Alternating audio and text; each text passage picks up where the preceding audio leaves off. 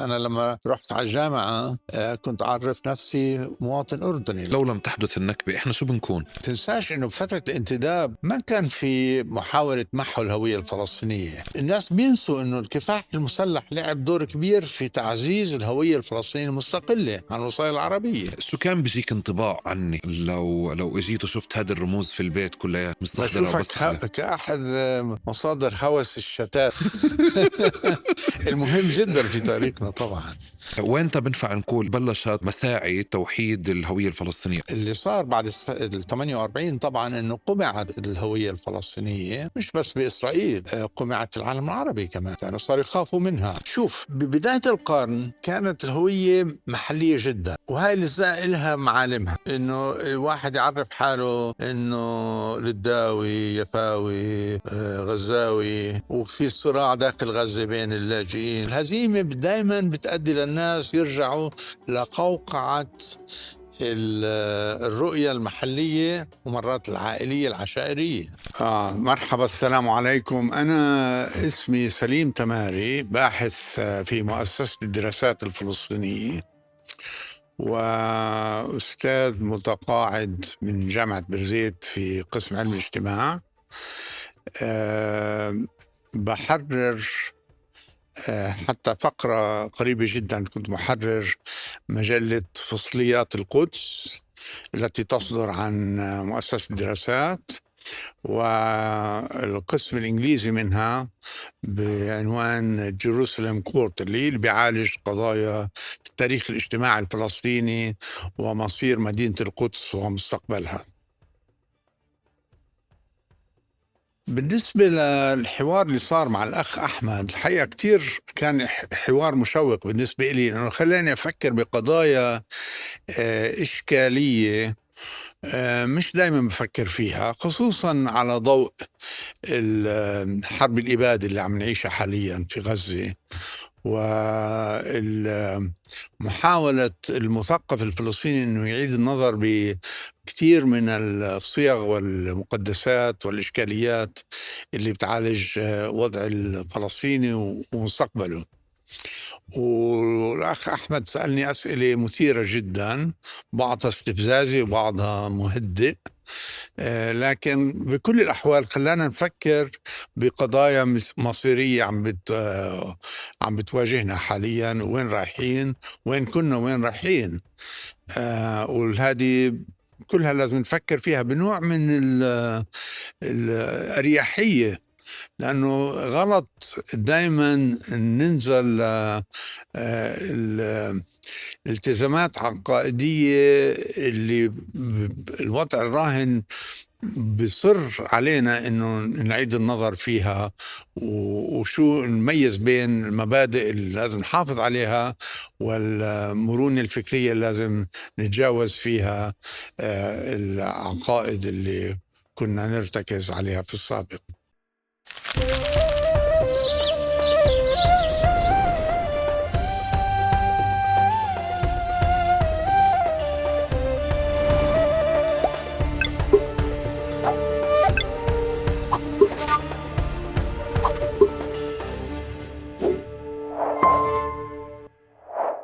مرحبا وأهلا وسهلا فيكم في حلقة جديدة من بودكاست تقارب. معكم أنا أحمد البيقاوي، وضيفي لليوم العزيز الدكتور سليم تماري. خلصنا الحوار النسوي ورح تشوفوه قدامكم، حوار طويل بس في أسئلة كنت محمل فيها من سنين طويلة بتتعلق بالهوية الفلسطينية، بعيدا عن الرمزيات، بعيدا عن اختزالها بحدث النكبة، بعيدا عن اختزالها بحدث ممكن احنا عشناه، وبعيدا حتى عن السؤال اللي أنا بكل حلقة من الحلقات كنت بطرحه بسياق شو الحدث المؤسس لهويتك الفلسطينية. جربنا نشوف هذه الهوية الفلسطينية الجامعة ككل، كيف فعليا بشو مرقت التحديات، بشو المحطات اللي جمعتنا، وين تتفرقنا وين تتفككت كمان أو تفتتنا بمكان ما، وصولا للمحل اللي هو ما قبل أو ابتداء وانطلاقا من المحل ما قبل النكبة، وصولا للأيام الصعبة اللي بنعيشها كمان، ومحاولة لاستقراء المستقبل كيف رح يكون بناء على تفاصيل سنين طويلة وتاريخ عشنا.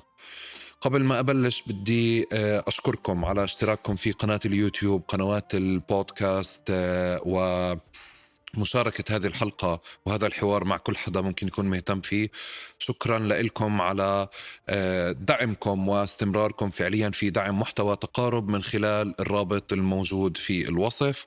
وشكرا دائما لكل من يشارك ويساهم في إعداد وتنفيذ حلقات تقارب، ومشاركتكم أفكاركم مقترحاتكم للمواضيع والأسئلة والضيوف. وبهيك منبلش. خلاص خلصتوا منا جاهزين؟ والله جنناها لاسم. اهلا وسهلا فيك اهلا. ويعطيك الف عافيه. مبسوط انك في اسطنبول، تحبها؟ كثير بحب اسطنبول، وصار لي فترة غايب عنها، وانبسطت اني جيت لهون، وبشكرك على الاستضافة. 100 أهلا وسهلا. بس ايش اذا هيك بدك تحكي شيء خارج نطاق الاشياء اللي احنا بنعرفها سياسيا عن اسطنبول، او عفوا على مستوى السياحه وعلى مستوى سياسي على اسطنبول. لما انت بتيجي هون بكل مسارك اللي اشتغلته على مستوى التاريخ والتوثيق، في شعور ما او في فكره ما بتشوفها انت احنا ما بنشوفها في البلد هاي بتخليك تحبها اكتر؟ ايه، لانه انا من فترة حوالي 7 8 سنين بديت اهتم بالمذكرات اللي بتعالج نهاية الفترة العثمانية، وبالتالي كان في عندي اهتمام شديد بالأدب العثماني، وعلاقة اسطنبول مع بلاد الشام ومع متصرفية القدس الشريف. وكان في مجموعة هائلة من الوثائق الموجودة بالأرشيف العثماني بأنقرة وباسطنبول. يعني صارت زي ما حج اسطنبول لكثير من المؤرخين والجغرافيين والناشطين بالعلوم الاجتماعية العرب، إنه يجوا يستفيدوا من هذا الانقطاع اللي صار بعد الحرب العالمية الأولى، واللي كانت فيها اسطنبول تشكل العاصمة. اوكي.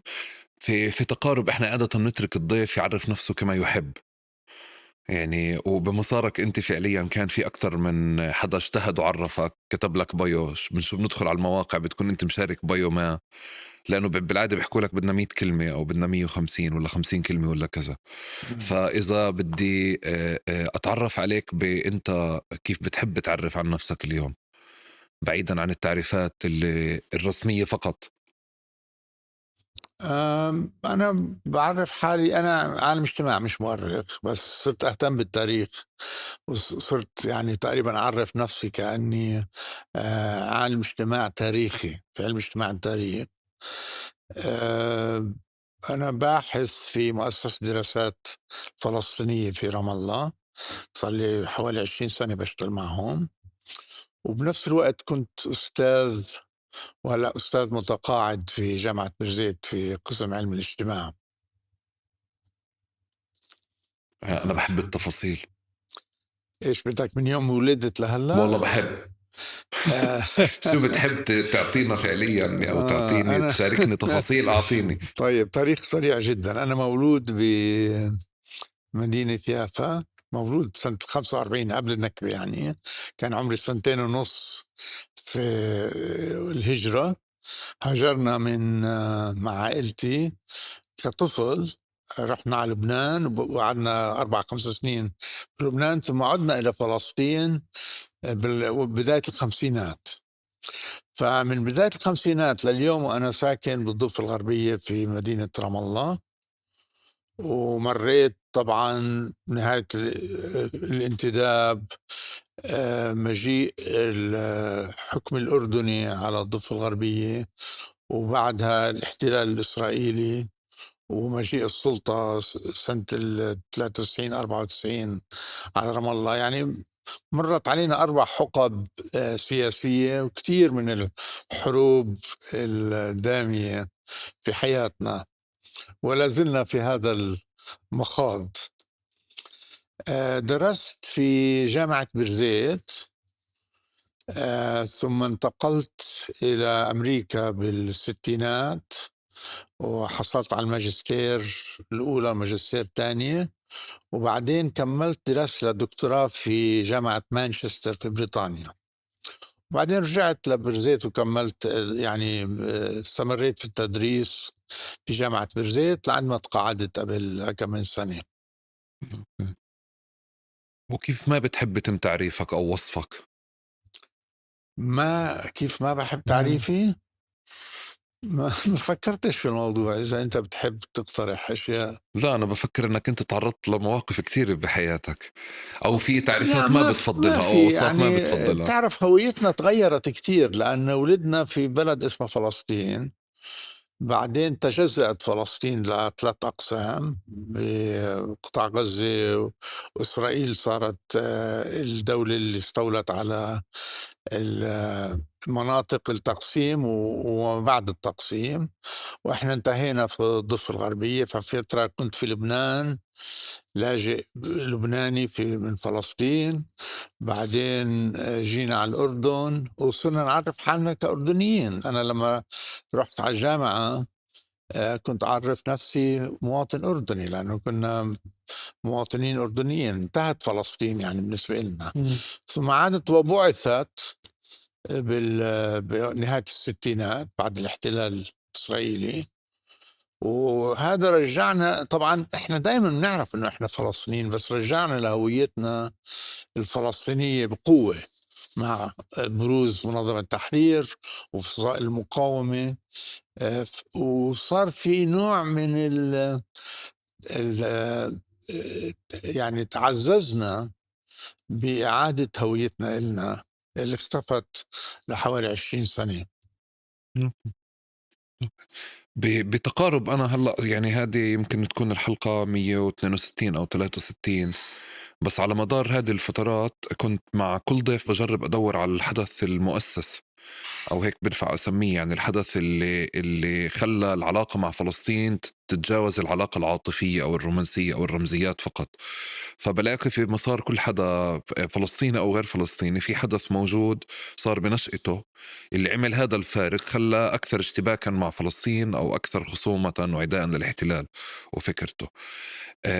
إذا بدنا نرجع ل ل ل لأول صور في نشأتك فعليًا اللي عملت لك هذا المشهد، شو بتستحضر منّه؟ بتذكر أنا كنت أجمع طوابع ولقيت أوراق أهلي اللي آم، فيها خاتم كان من آه، من دائرة الهجرة اللبنانية، اللي بيقولوا إنه دخلوا في إجازة للبنان. وهذا الحكي كان بنيسان 1948. فذهلت كيف إنه هاجرنا وهجرنا من وطننا، و وهم طبعًا كانوا فاكرين حالهم رايحين لفترة قصيرة، فالختم جوازهم إنه راحوا سياح على لبنان إجازة. فالإجازة طبعًا استمرت كل حياتنا. فوقتها انطبعت في ذهني قديش الحرب اللي إحنا نعتبرها كانت الفاصل التاريخي بحياة الشعب الفلسطيني، اللي هي حرب النكبة. بيّنت بشكل مبتذل جدًا إنه رايحين كإجازة، واختفت هويتهم، صاروا لاجئين في لبنان، بعدين رجعوا على الضفة الغربية وكمواطنين أردنيين. ف يعني لمعت في ذهني للحظة قديش في مفارقة بهذا التاريخ، كيف وقديش في ابتذال لتجربة النكبة اللي ختمت ك سياحة أو إجازة بلبنان. قديش كان عمرك وقتها؟ كان عمري 2.5 لمّا رُحنا، بس أنا الحادث اللي باحكي لك عنه بعد بسنين، كنت كبير، يعني كنت بآخر سنوات المراهقة اللي انتبهت. طبعًا أهلنا كانوا عندهم نوع من الخجل، أو مش هو خجل، هو نوع من عقدة الذنب، إنه كيف فقدوا فلسطين. ما كانوا يحكوا كتير عن النكبة. أنت إذا بتنتبه، معظم الفلسطينيين اللي لجأوا على لبنان وسوريا والأردن ما كانوا يحكوا لأبنائهم عن تجربة النكبة. كان في نوع من النسيان المتعمد. وما بديت هذه التجربة ترجع إلا بعد الاحتلال. يعني لما صار في نكبة تانية اللي هي حرب حزيران سنة 67، بدي الناس في فرق 20 سنة أو 19 سنة، بدي الناس يستعيدوا ما حدث. ووقتها فقط بالسبعينات بده يحكوا عن يعني مثلا أنا اشتغلت مع جمعية انعاش الأسرة بالبيرة. كان عندهم مجلة اللي أنا ساهمت في إنشائها اسمها التراث المجتمع. لأول مرة بدي اهتمام باستعادة ما حدث في النكبة عن طريق المذكرات. صار في اهتمام بنشر المذكرات فقط بهديك الفترة، لأنه قبلها كثير قليل ناس مثل سامي هداوي وقسطنطين زريق اللي كتبوا على النكبة بشيء من التأريخ الموضوعي. بس قبل هدول ما كان في حدا يحكي عنها، كانت تعتبر انه حدث درامي انهى وجودنا في فلسطين. لما بنحكى عن النكبة يعني امبارح هيك في او لما كنا بلشنا نحكي في الموضوع، بالنسبه اول شيء قلت لك اياه انه النكبه عاده عم تنحكى كحدث مؤسس للهويه الفلسطينيه او كردة فعل، وباذهان ناس كتير هي مؤرخه بتاريخ يوم او يومين او ثلاثه، يعني مش مجموعه من الاحداث امم فعليا، لانه بتعرف احنا نحتفل فيها او نقف على ذكراها يعني او نحيي ذكراها بكل سنه. اذا بدي ارجع ما قبل النكبه، إذا بدك تبلش لنا تحكي لنا أصلا على هويتنا من وين نشأت أو شو كنا قبل النكبة، من وين بدك تبلش؟ ببلش بالحرب العظمى الأولى. لأنه بالنسبة إلي أنا كمؤرخ اجتماعي، نهاية العهد العثماني كان لحظة فارقة بتاريخ كل شعوب المشرق العربي، بما فيها سوريا ولبنان والعراق وشرق الأردن. لأنه وقتها انتهت حقبة كان عمرها 450 سنة تقريبا بالحكم العثماني، اللي بسموه الحكم التركي إشحابا. كان حكم متعدد القوميات، وكل العرب والأكراد والأرمن والشعوب الأخرى بالبلقان كانوا ممثلين فيها. فاللي صار إنه بهديك الفترة كان تحالف مدمر من قبل الدولة العثمانية، اختاروا أن يتحالفوا مع ألمانيا ضد روسيا وبريطانيا ضد الحلفاء يعني. وطبعا صارت معارك دامية فيها بأربع أجزاء المشرق، اللي هي منطقة جناح قلعة في الدردنيل هنا بمنطقة اسطنبول، ومنطقة أرض الروم بالشمال الشرقي، وكوت العمارة بجنوب العراق، ما يسمى بجبهة فلسطين اللي هي غزة وبير السبع. فحاربوا على كل هالجبهات، وكانوا المجندين العرب من بلادنا يرسلوا لهذه الأصقاع لأنه كانت في سياسة موجهة من قبل الدولة العثمانية أنه ما يبعثوا مجندين لمناطق قريبة على بلادهم، خافوا يهربوا كانوا. فالأتراك كانوا يقاتلوا في بلادنا، والعرب كانوا يقاتلوا بجاليبولي. في معركة جاليبولي المشهورة مثلا اللي قادها مصطفى كمال وبرهن على قدراته العسكرية، كانوا معظم المجندين سوريين، والسوريين كانوا أهل فلسطين ولبنان والجمهورية السورية، كانوا يسموهم سوريين لأن سوريا كانت البلاد. فهذه الحرب عملت شغلتين. أول إشي أبرزت النعرات القومية داخل الدولة العثمانية، ومن ناحية تانية آه، فجرت وعي إقليمي، احنا بنسميه قومي بس هو إقليمي بهذيك الفترة، اللي برزت فيها الهوية السورية والفلسطينية واللبنانية بشكل واضح. وطبعا في المؤرخين بيدعوا انه كان دائما في صراعات دامية داخل الدولة العثمانية بين هدول المجموعات الإثنية، بس هذا الحكي مش صحيح. يعني طبعا كان في حروب طائفية تصير، بس كانت الاستثناء على القاعدة كانت إنه كان في عندك حكم لا مركزي، مركزه الآستانة في اسطنبول، لكن الشعوب العربية والكردية والأرمنية كان عندها حكم ذاتي واسع المجال. يعني إذا بتطلع على فلسطين، القضاة والحكام الإداريين كلهم كانوا محليين، وكانت اللغة العربية هي اللي تستعمل في التدريس. بس في الحرب صار في آم، تحيز إثني لصالح القومية التركية. فهذه زادت الحزازات. واللحظة المفصلية كانت لما محمد جمال باشا، آسف أحمد جمال باشا، حاكم سوريا ورئيس اتحاد والترقي، بدي 3 سنوات من الحكم الدكتاتوري بسوريا. كان مقر قيادته في دمشق، حلب، دمشق، بعدين بالقدس. كان مركز القيادة في ما يسمى بمستشفى المطلع اليوم، أوغستا فيكتوريا، تعرفه أنت. فاللي صار إنه عشان يحمي الجبهة من العناصر الانفصالية، بدي بتجميع الوطنيين العرب وإعدامهم.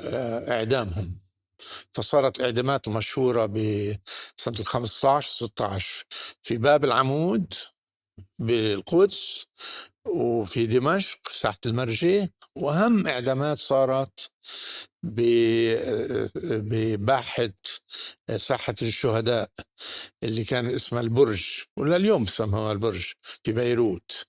فهذه فجرت نقمة كبيرة على الحكم العثماني، اللي ما انتهت إلا بنهاية الحرب وانفصال العرب عن الأتراك، وطبعا تحالف بين الهاشميين في الحجاز والقوميين السوريين القوميين السوريين بمعنى الوطنيين، يعني مش الحزب القومي، في بلاد الشام بما فيها نواب القدس وبيروت وحلب ضد الدولة العثمانية.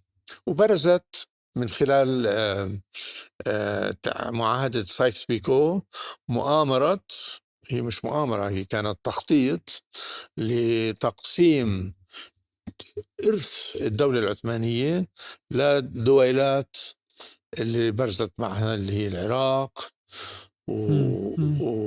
وفلسطين وشرق الأردن من ناحية تحت النفوذ البريطاني، وسوريا ولبنان تحت نفوذ الدولة الفرنسية. في حدث آخر أو في تفصيل آخر ما قبل النكبة لازم نذكره بسياق كيف كنا نعرف حالنا أو شو الظروف اللي نشأنا فيها وكانت بتخلق لنا تعريفات؟ في سياق مهم برأيي، إنه الوطنيين الفلسطينيين لما اكتشفوا، طبعا الانتليجنسيا العربية كان قسم كبير منها يعني مراهن على الاستمرار الدولة العثمانية، وكان في شعور قوي إنه إحنا عم نقاتل الإنجليز والفرنسيين لصالح بقائنا ضمن السلطنة العثمانية. فاللي صار بعدين مع هزيمة معركة غزة ومعركة القدس والمعارك الأخرى اللي صارت، إنه الناس صاروا يقولوا خلص إحنا بدنا نصير جزء من دولة أكبر اللي هي سوريا، كموطن للعروبة. يعني دمشق كانت زي ما تقول أهم مركز للعروبة. واللي صار إنه بهديك الفترة اكتشفوا إنه مصير فلسطين باستقلال عن سوريا بيعني هيمنة المشروع البريطاني الصهيوني. إحنا هون بنحكي عن أي سنين؟ عم نحكي عن سنة 16 17 18. بس هون لفتني بتحكي أنت الوطنيين الفلسطينيين كانوا بيعرفوا حالهم هيك في حينها ولا هلا بأثر رجعي؟ لا كانوا الناس يقولوا احنا من فلسطين. يعني فلسطين كانت موقع مش إداري، كانت البلاد المقدسة يقولوا إحنا فلسطينيين وإحنا من فلسطين. وفي جريدة اسمها فلسطين، أول ما سمحت السلطات بحرية النشر سنة 8 بالثورة الدستورية، سمت حالها جريدة فلسطين نسبة من يافا، هي كانت تطلع عن عيسى العيسى، فكانت تعكس الشعور إنه إحنا جزء من هذا البلد اللي ما كانش لسه له يعني حدود إدارية واضحة، لأنه تحت السلطة العثمانية فلسطين كانت اسم على الخرائط، لكن تمتد من صور للعريش. كانت على الخرائط العثمانية يكتبوا فلسطين، ومركزها كانت صنجق القدس الشريف. والقدس الشريف كانت نص فلسطين، كانت تمتد من يافا شمالا إلى العريش، ويعني أدغال، مش أدغال، صحراء سيناء جنوبا. يعني الحدود الشرقية الغربية لفلسطين كانت قناة السويس بالتعريف العثماني. هلا جوابا على سؤالك، طولت عليك شوي أنا، في لحظة فارقة كانت إنه لما شعروا إنه استقلال بلاد الشام عن تركيا، عن الدولة العثمانية، راح يكون بإنشاء دويلات داخلها، صار في ردة فعل من قبل العديد من المثقفين الفلسطينيين بهذيك الفترة ضد إنشاء دولة لفلسطين خارج السياق الشامي. عشان هيك في سنة 19 يمكن نهاية 18، مش مذكر تماما، عارف العارف اللي كان بعدين صار عميد المؤرخين، بس هذيك الفترة كان موظف إداري بالدولة العثمانية، أنشأ جريدة اسمها سوريا الجنوبية. هاي لحظة فارقة جدا، يعني عرف أهمية الوطن الفلسطيني بتسميته سوريا الجنوبية. ليش؟ لأنه بالنسبة له إنشاء قسم من بلاد الشام اسمه فلسطين بده يوقع في فخ وعد بلفور. وعد بلفور يعني صار قسم من الانتداب البريطاني، والانتداب البريطاني صار ملزم بإنشاء وطن قومي لليهود، اللي مش واضح إذا رح يكون دولة ولا مش دولة، بس واضح إنه بدهم يفتحوا باب الهجرة اليهودية عشان إنشاء بلد اسمه الوطن القومي لليهود. فرد فعل على هاي كان من العديد، مش كل الناس، لأنه عيسى العيسى مثلا أصر إنه هذه البلد مستقل فلسطين بتسمية جريدة فلسطين. لكن كثير من الوطنيين بهذيك الفترة، خصوصا حزب الاستقلال اللي كان المحرك له عوني عبد الهادي من نابلس وآخرين، فكلهم صاروا يعرفوا فلسطين ها سوريا الجنوبية، وسموا جريدتهم سوريا الجنوبية. كانت لسان حال حزب الاستقلال وتعبير لهذه الرغبة إنه إحنا جزء من سوريا، ما بصير تقسمون عن سوريا. وكان في تحرك قوي جدا في المؤتمر السوري الأول، سموه المؤتمر السوري الأول، اللي هو كان تقريبا مؤتمر شامي فلسطيني. كان في نواب من جميع أنحاء بلاد الشام، اللي وبما فيها نواب يهود من يافا والقدس وصفد، اللي نادوا بوحدة بلاد الشام كوحدة واحدة اللي فلسطين تكون جزء منها. أوكي. لأنه بنحكى كتير على النكبة، يعني دايما بنحكي بحدث النكبة، بس بدي أسألك لو لم تحدث النكبة إحنا شو بنكون؟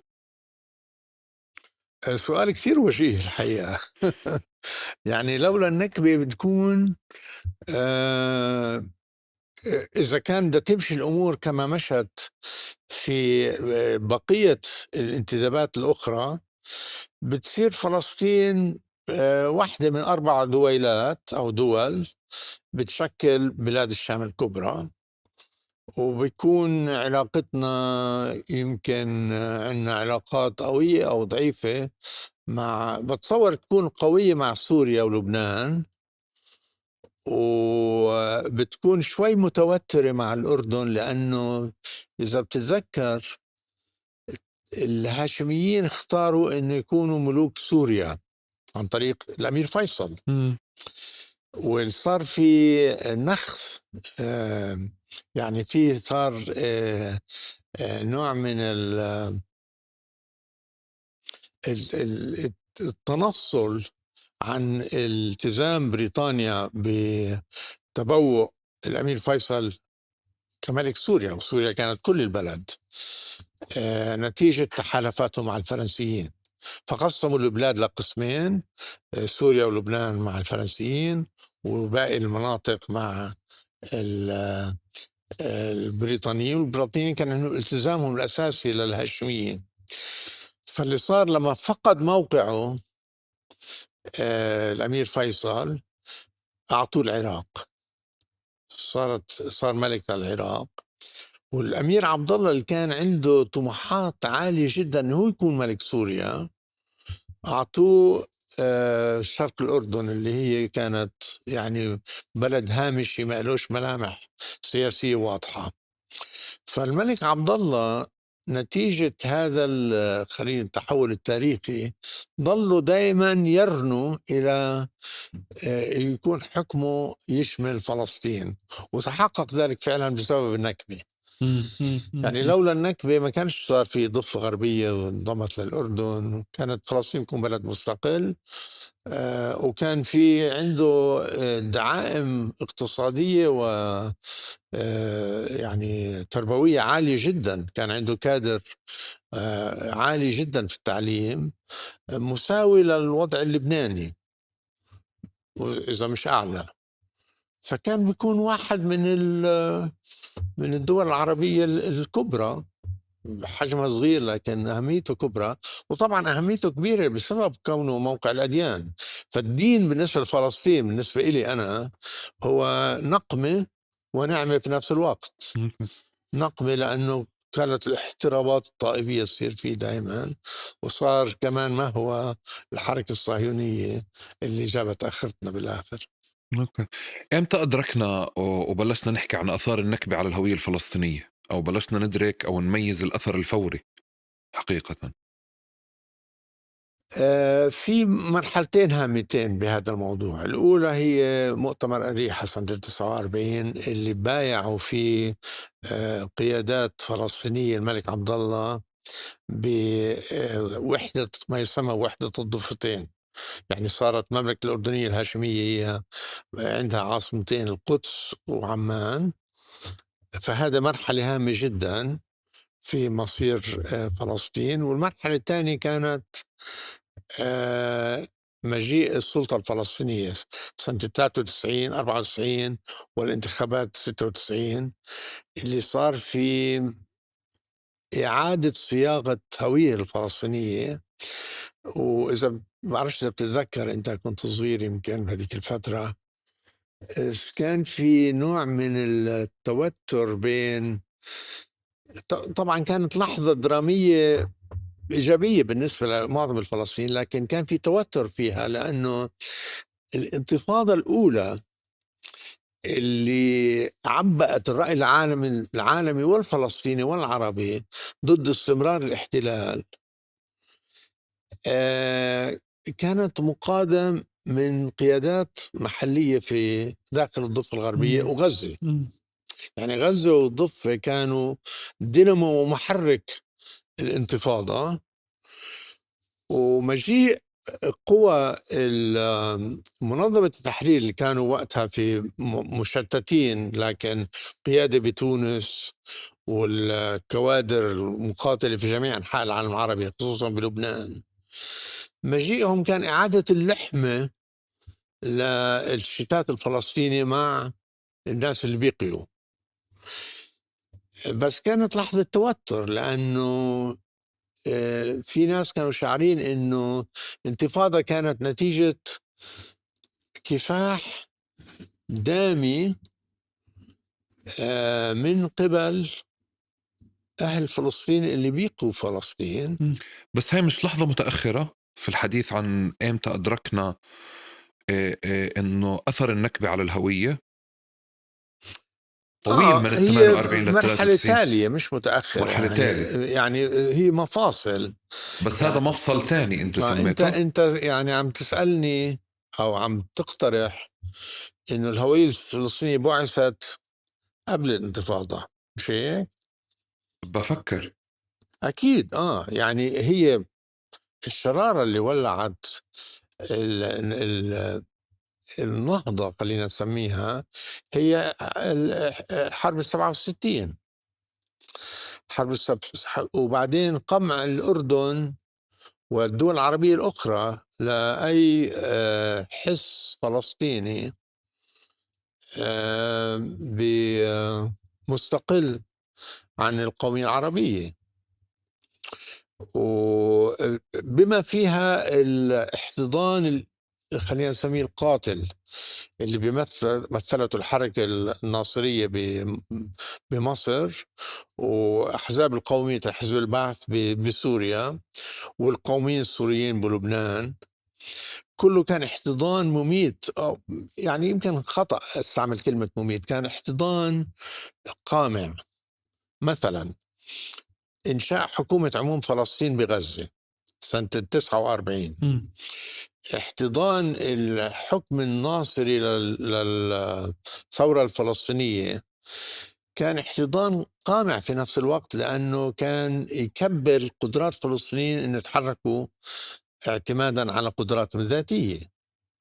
والفلسطينيين كانوا عندهم قابلية لهذا الاحتضان، لأنه بيعرفوا ما بيقدروا يحرروا فلسطين بدون الدعم العربي، لكن الدعم العربي كمان كان مقيد. وهذا التقييد وصل ذروته لإنشاء منظمة التحرير في القدس سنة 64 بمبادرة من الجامعة العربية ومن جمال عبد الناصر تحديدا. فكانت زي ما تقول حركة محتضنة من قبل النظام المصري ومقيد له. والدليل على تقييدها انه كل الحركات العسكريه اللي فشلت بهذيك الوقت كانت تقوى من كل النظم العربيه.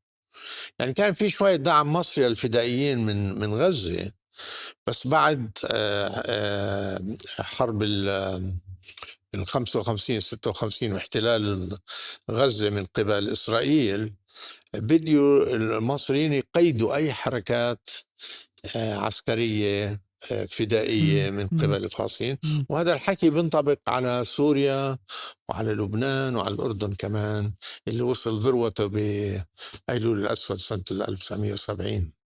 أوكي. طب برضو بالعودة للنكبة والعودة للانطلاق منها، قديش ساهمت النكبة بخلق هويات متعددة تحت فلسطين؟ الهويات المتعددة نشأت نتيجة الشتات طبعا. يعني من أحد أهم نتائج النكبة كانت تشتت وتوزع الشعب الفلسطيني في أقصاع الأرض. لكن اللاجئين الفلسطينيين عمليا انتقلوا إلى 4 مراكز: إلى جنوب لبنان، لسوريا، لشرق الأردن، وقسم الكبير راح على غزة. صاروا 70% من سكان غزة من لاجئين مناطق الجنوب، يعني من يافا وسدود والجورة وكل قرى الساحل الفلسطيني الجنوبية. فصار في عندك هوية غزاوية بغزة تحت الحكم العسكري المصري، صار في هوية الشتات الفلسطيني بسوريا ولبنان اللي رفضوا إعطاء حقوق الإقامة الدائمة والجنسية للفلسطينيين تحت شعار إنه عدم تقويض حق العودة. يعني كان في هدف سياسي، لكن كان في سياسات ديمغرافية لها علاقة بالتوازن الداخلي بسوريا ولبنان. فقط بالأردن الفلسطينيين صاروا مواطنين أردنيين. هذه كانت يعني عملية ذكية جدا من قبل الأمير عبد الله والملك عبد الله الأول، لأنه خلق اندماج بين مجموعتين يمكن تسميتهم إثنيتين عرب لصالح إنشاء دولة أردنية حديثة، وإعطاء الفلسطينيين المواطنة أعطاهم نوع من الاستقرار اللي ما حسوا فيه فلسطين الشتات في لبنان وسوريا، ولا حسوا فيه بغزة، لأنه الحكم المصري كمان ما أعطاهم الجنسية. طبعا كثير ناس في هذيك الفترة كانوا يشوفوا هذا الإقصاء عن حقوق التجنس شيء إيجابي، إنه بيسمح للناس يضلوا واعيين في يعني نار العودة بتضلها بأذهانهم. هاي الخمسينات يمكن. بالخمسينات وحتى بالستينات كمان، بس بعدين صار واضح إنه هذه يعني نوع من التمييز اللي بخلي حياتهم العملية اليومية تصير بائسة جدا. بأي بلد بلشنا نشوف هذا التمييز في حينها؟ بتشوفها أول إشي بلبنان. لبنان بلشت. لبنان، لأنه لبنان العنصر الفلسطيني كان جزء من المعادلة الطائفية اللي حاربتها المؤسسة اللبنانية المارونية خوفا من التغيير الديموغرافي في تركيب السكان، وكان يشوفوا دائما أن النضال الوطني اللبناني مع الفلسطينيين بشكل خطر على الهوية اللبنانية. عشان هيك بالحرب اللبنانية الأهلية كان في دائما يعني إشارة إلى أنه طبعا الحركة الناصرية والقومية في لبنان كان نشوف بالفلسطينيين رافد وداعم إلها، لكن في الحرب يعني التحالفات تغيرت كتير، والنظام السوري ساهم في هذا التغيير في معارك تل الزعتر مثلا، وتحالفات اللي لها علاقة بموقف سوريا من علاقته في لبنان كمؤسسة رسمية، كلها عملت من الفلسطينيين زي ما تقول كرة المدفع. يعني صاروا بين الإجرين.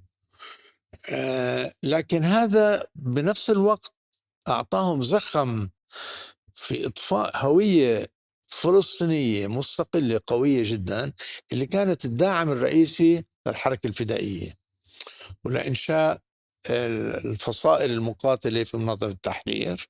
ومش بس فصائل المقاتلة، عندك نقابات عمالية، آه، آه، تجمعات نسائية ومثقفين، مراكز أبحاث. مثلا المؤسسة اللي أنا بشتغل فيها مؤسسة الدراسات الفلسطينية أنشئت في فردان في لبنان في بيروت سنة 63، اللي لسه الهوية الفلسطينية ما كانتش عادت إلى الظهور إلا في بداياتها عن طريق القوميين العرب وعن طريق حزب حركة فتح اللي كانت ناشئة في ذيك الوقت.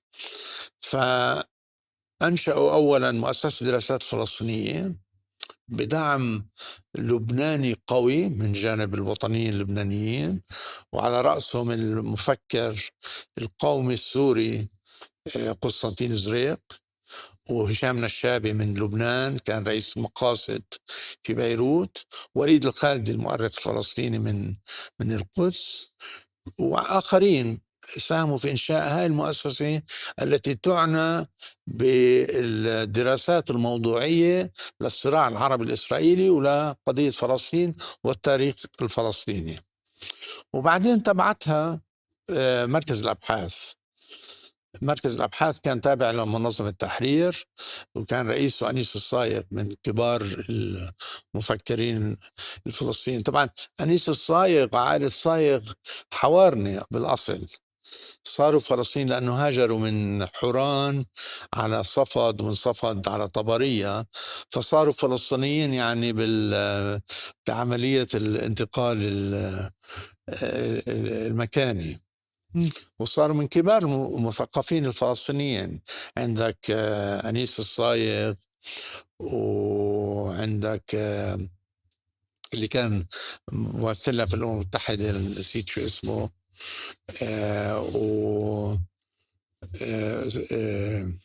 يوسف صايغ من كبار الاقتصاديين الفلسطينيين اللي كلهم ساهموا في إنشاء مركز الأبحاث. فصار في موقعين فلسطينيين ل يعني حوارات، ويعني زي ما تقول آه، منصات لتفجير الأبحاث الفلسطينية، واللي كانوا كتير من روادها وكتابها عرب، سوريين ولبنانيين وبعدين مصريين أيضا. وهون كانوا بيناقشوا يعني الدافع، أو هسه وأنت قاعد بتحكي عم بفكر إنه الإدراك الفلسطيني لموقعه داخل المعادلات اللبنانية، سواء يعني داخل الهويات اللبنانية، دفعوا أكتر باتجاه تعزيز هويته الفلسطينية أكتر. لما أنت حكيت لي عن لبنان بلش الفلسطيني يدركها بالأول. لا، اللي عنيته انه صار في فرز من دعاة الهوية اللبنانية المستقلة، ومش كلهم كانوا يمنيين بالمناسبة. يعني في عندك ناس بيعتبروا حالهم انه لبنان لها اصول فينيقية، مش بالضرورة عربية، وهي موقع خلينا نسميها التنوير الحضاري القديم جدا، مم. وإلها شخصيتها الخاصة، اللي طبعا محركها الأساسي كان الفكر الانعزالي الماروني وتحالف المثقفين الموارنة مع فرنسا ضد جعل لبنان جزء من سوريا الكبرى من ايام أوكي أوكي من ايام الدوله العثمانيه بالمناسبه، أوكي. لأن الدوله العثمانيه عملت في كان بكل الدوله العثمانيه 3 متصرفيات مستقله، يعني تحكم مباشرة من اسطنبول، ما إلها حكم ذاتي لكن إلها هويتها القومية.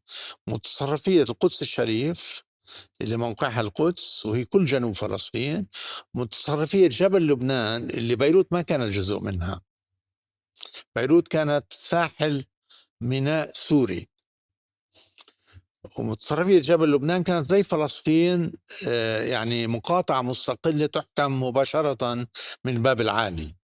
وكان في واحدة ثالثة أظن يمكن ببوزنيا، يعني إلها خصائص إثنية إما كانت غير إسلامية مسيحية، أو بالنسبة للقدس الشريف كونها موقع ديني هام جدا، وكان عليه صراع جدا من القوى الأوروبية بعد الحروب الصليبية. يعني كان دائما في موقع هام من ألمانيا وبريطانيا وفرنسا وإيطاليا وروسيا خصوصا لإنشاء قواعد لهم، قواعد إدارية في فلسطين. فالدولة العثمانية رد فعلها كانت إنه لا، هذه صنجق عثماني مستقل منحارب فيه الأطماع الأوروبية في الاستيلاء عليه اللي هي الصليبية جديدة، عن طريق إعطائه صلاحيات واسعة في التعليم، في القضاء، في القانون.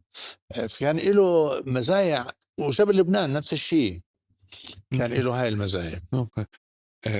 صار في هويات فرعية، صار في هوية ضفة غزة داخل شتات، والشتات كمان واضح أنه بناء على شكل تعاطي كل دولة مع الوجود الفلسطيني كمان فرض خصوصية ما. وين بنفع نقول أنه بلشت مساعي توحيد الهوية الفلسطينية أو توحيد الفلسطينيين على هوية فلسطينية جامعة؟ يعني في المؤتمر السوري الأول اللي حكينا عنه سنة 19 اللي عم أنشأ. نحكي ما بعد النكبة صح؟ لا، عم بحكي برجع للتاريخ، بس بعد بنرجع لورا. أوكي النكبة سنة 64 في أوكي. مؤتمر منظمة التحرير بالقدس، واللي انتخب فيها الشقيري، أحمد الشقيري، مم. كرئيس بعرف شو اسم الموقع، رئيس اللجنة المركزية أو يعني رئيس منظمة التحرير في القدس. وكان فيها تمثيل فلسطيني من الشتات ومن فلسطين نفسها، واستثني منها عرب الداخل طبعا، لأنه وهذه نقطة هامة بحديثك أنت، إنه لعند الانتفاضة الأولى طبعا عند الاحتلال كان في يعني رد فعل غريب جدا وإقصائي لعرب الداخل، كأنهم مع أنهم هم اللي بقيوا بفلسطين وحافظوا على الهوية الفلسطينية الأصلية، كأنهم خانونا. يعني كأنهم بسبب كونهم مواطنين إسرائيليين صار في نظرة دونية واستثنائية، وصار في تهميش هائل إلها. وهم طبعا شعروا بهذا التخاذل. طب إحنا اللي بقينا وحافظنا على هالشعلة، كيف بتعاملونا هيك؟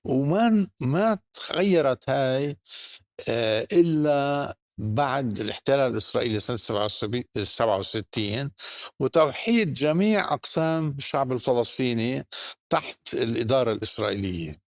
فوقتها بعدنا لاكتشاف بعض، وعرفنا قديش كان أهمية للمثقف الفلسطيني اللي بقي بفلسطين، اللي اليوم نسميهم عرب 48، في الحفاظ على الهوية الفلسطينية. ومش بس هيك، على يعني تفجير شحنة ثقافية هائلة من خلال مجلات ومؤسسات شعرية وحركة وطنية.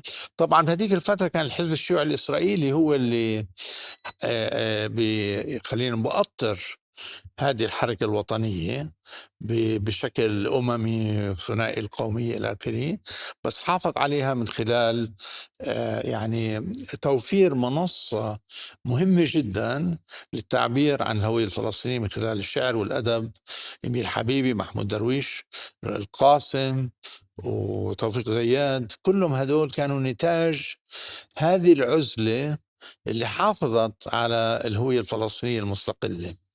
طب ليش هاي العزلة؟ بتعرف أنا حتى السنين الأولى ما بعد النكبة في قصص كتير بال48 إحنا ما بنستحضرها، يعني مش بارز كتير امم في سياقاتنا، بفكرة إنه في حدا طلع بال48 يضل يجرب يرجع، أو في عائلات طلعت ورجعت. ايوه. فأنت هلا لما بتحكي لي على فكرة العزلة، إنه بفكر إنه في مثلا أول 10 سنين أو أول من 5 سنين ل10 سنين، آه، آم، أهالي ال48 اللي طلعوا لبرا، طلعوا مثلا على لبنان، ضلهم يحاولوا فعليا يرجعوا، فبتلاقوا في عائلة في عكا رجعت بعد 3 سنين، وعائلة تانية فيها فرجعت بعد 4 سنين وهيك. النظرة إنه خانونا، هذه إمتى بلشت وليه بلشت؟ يعني أو إشي تاني، هاي فكرة العزلة إمتى بلشت؟ لأنه بس مجرد حركة الفلسطينيين بتقول لي إنه ما كان في، يعني ما كان في عزل، وكانت الناس بتتحرك، ولسه ما كان في هذا انه هون هدول الداخل او هدول عرب الداخل او هدول فلسطينية ال 48. لا، كان في، بس كانت مستترة. من يعني الاول عم تحكي الناس لي؟ كانوا يروحوا ويجوا. اه. يعني أول 3 سنين من الاحتلال، من 48 عم امم. بحكي، كان في حركة قوية تهريب السكان من لبنان وسوريا، بس أكثر من لبنان وسوريا وشوية من شرق الأردن، من الضفة الغربية لداخل إسرائيل. كانت لسه الحدود هشة. امم. آه، هرتزوغ رئيس فلسطيني كان رئيس وحدة هدفها محاربة ما يسمى بالتسلل الفلسطينيين، وكانوا يسموهم تسلل أمني، بس هم الواقع كانوا فلاحين عم بحاولوا يرجعوا لأرضهم. وفي كانوا يروحوا ياخذوا محاصيل من أرضهم، يرجعوا يروحوا ييجوا. فكانت لسه الحدود هشة. فبأرض الواقع كان في نوع من بالإنجليزي بسموها fungibility. يعني آم، كان في مسامات يعني داخلة طالعة بحدود فلسطين اللي صارت دولة إسرائيل. لكن على المستوى الرسمي وعلى الموقع المثقفين اللي كتبوا هذيك الفترة، كان في موقف غريب ويتسم بعقدة الذنب من الخروج، وانعكست في موقع يعني متناقض من الناس اللي بقيوا في الداخل. من ناحية كان في إشارة إلى صمودهم، لكن بنفس الوقت كان في إهمال لإنجازاتهم. ما حدش كتب عن أدبهم إلا بعد 67. يعني ب 67 اكتشفنا إنه في شعر فلسطيني قوي جدا عم بيطلع من الداخل. آم، شو اسمه حسين الشاعر الفلسطيني آم، من مثلث نسيت شو اسمه، حسين إشي، محمود درويش بعدين، بروز أمين حبيبي كأديب رائد، توفيق زياد، القاسم، كلهم هدول تم اكتشافهم، كانوا لساتهم شباب صغار في هذيك مم. الفترة، بس وكانوا يكتبوا اوريدي، كانوا يعني معروفين في الداخل. بس صدفت انه نهاية الحكم العسكري لعرب الداخل سنة 66، سنة قبل الاحتلال، فاحنا صرنا تحت حكم عسكري في الضفة الغربية وقطاع غزة بنفس الوقت اللي رفع الحكم العسكري عن عرب الداخل. مم. فهم عمليا بقيوا تحت إدارة عسكرية ما يقدروش يتحركوا فيها إلا لبعض سكان المدن بين ال 48 لل 66، اللي عمليا هي بداية الاحتلال الثاني. مم. هلا احداث كثيره مرقت، يعني كبيره مرقت علينا من 67، السبعينات 73، يمكن كمان 88 توقيع أوسلو، انتفاضة تانية. إذا بدي أخذ هاي الأحداث أثرت على نظرة الأجيال نفسهم أو تعريف الأجيال لأنفسهم، أو مدى إدراك وتعريف الفلسطينيين لأنفسهم على الأجيال المختلفة. إذا بدي أكمل بال 48 بس، امم لافتني كيف عم تحكي عنهم يعني. امم حكينا على 67 وبنكمل امم فعليا. إذا بدنا نحكي الانتفاضة الأولى، ايوه، كيف كان أثرها فعليا وما بعدها من اثرها أحداث بيكون منيح أساسية؟ اذا قدرت اشرب ميه لانه يلا. نشف ريقي. عرفت اسم الشاعر؟ ها، راشد حسين من قرية مسلم. ايش اسمه الاول؟ راشد حسين. راشد حسين.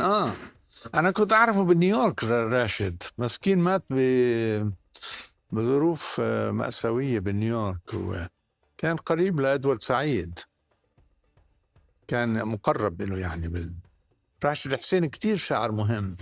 أنا والله كنت أسألك بس إذا حبيت تشارك براشد، لأنه أنت من المثلث فكان لازم تعرفيه. هو من المثلث مش هيك؟ من أي بلد راشد حسين؟ جنب ام الفحم مصمص. أيوة.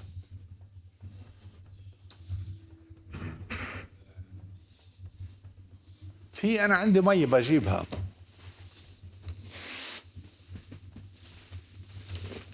هلا لما يطلع هذا البرنامج ببين كأنه احنا قاعدين بندردش ولا بضل مكمل؟ يعني لازم ادير بالي ايش بحكي هلا. لا اذا في شيء انت بدك تقطعه يعني انه حسيت انه انت مش تمام كثير احسن تقطع.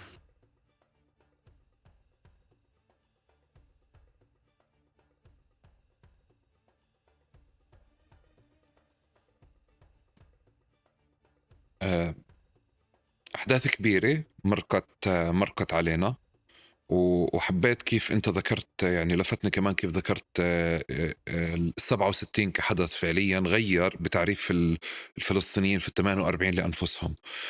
كنت أسألك على كل الفلسطينيين، على كل الهويات، كيف فعليا الأحداث الكبرى اللي مرقنا فيها خلتنا نعيد تعريف أنفسنا أو نعيد صياغة أنفسنا مع كل حدث كبير مرقنا فيه، من 67، 88، أوسلو، انتفاضة أولى، انتفاضة تانية، وغيرها.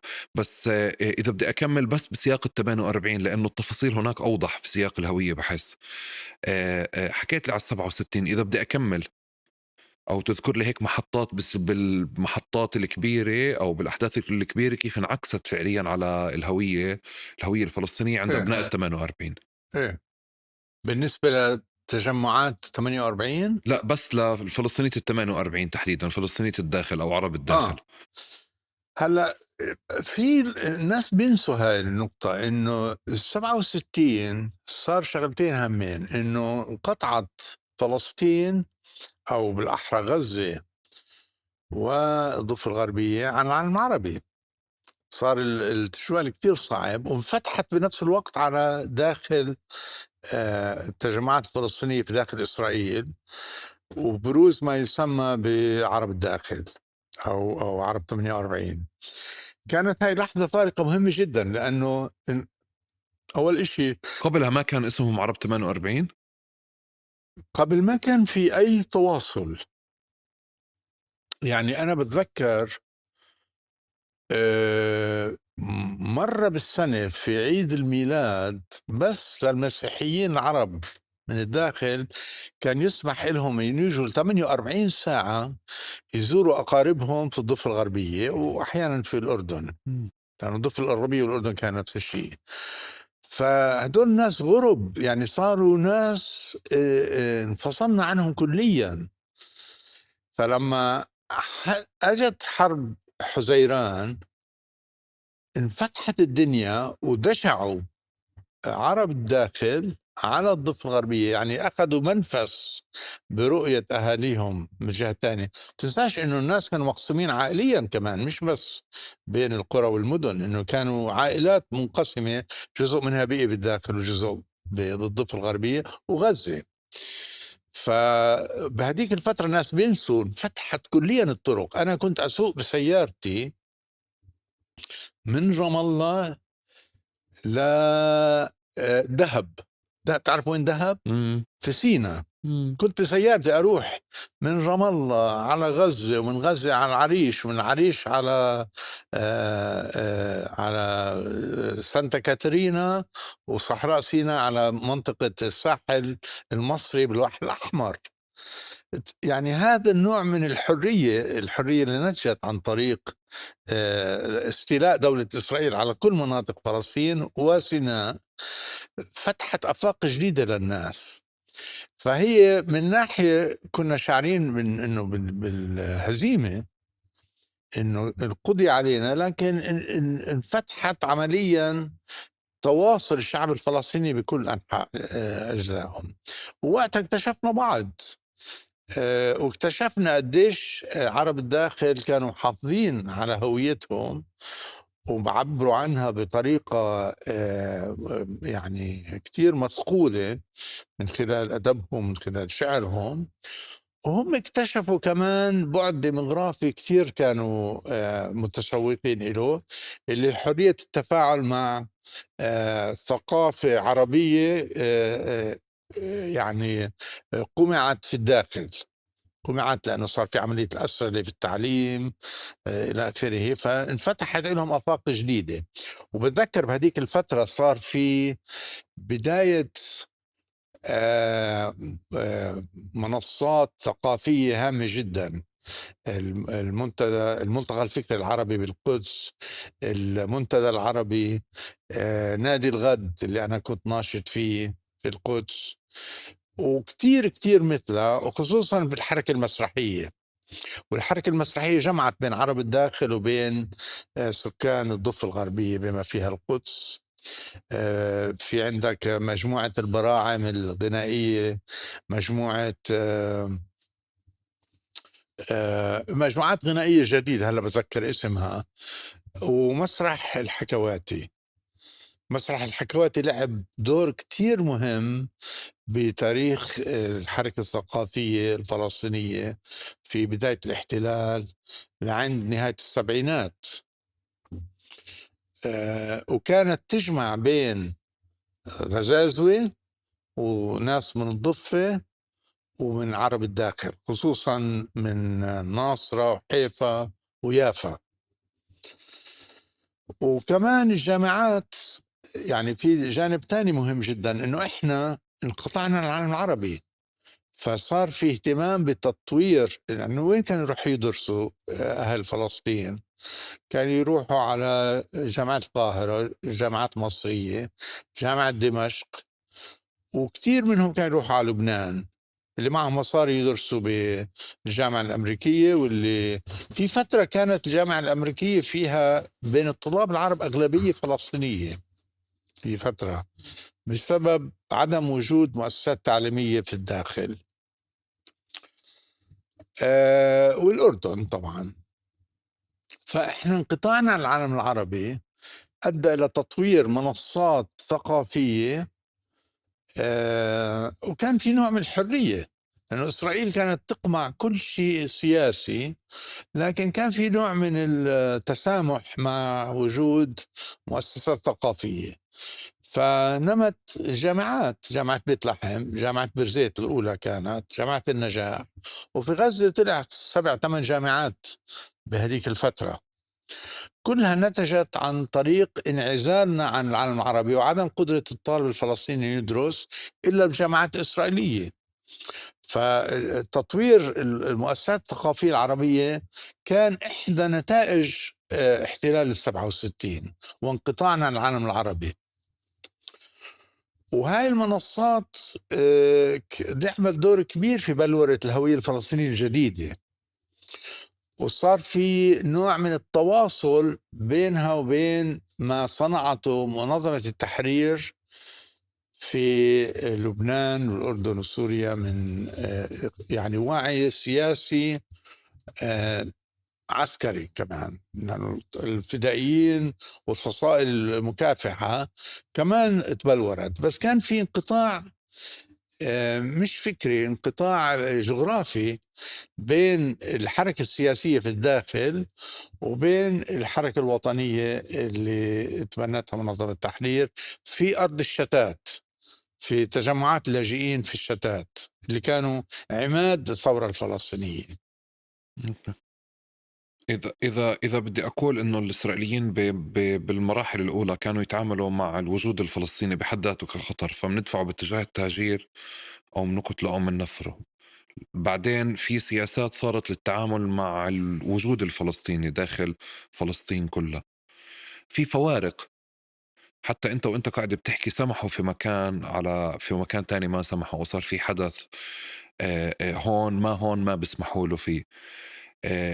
الفوارق بشكل تعاطي الإسرائيليين والاحتلال مع التواجد الفلسطيني داخل فلسطين، قديش عزز هذه الفوارق وقديش ساهم فعليا في تعزيز الهويات الفرعية إذا بنفع نسميها؟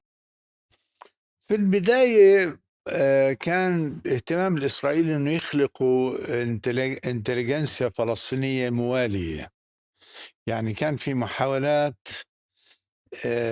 الحكم الإداري الإسرائيلي اللي كان مركزه بيت إيل بالضفة الغربية وبغزة، كان اهتمامه أنه يسمح في نوع من يعني المنصات.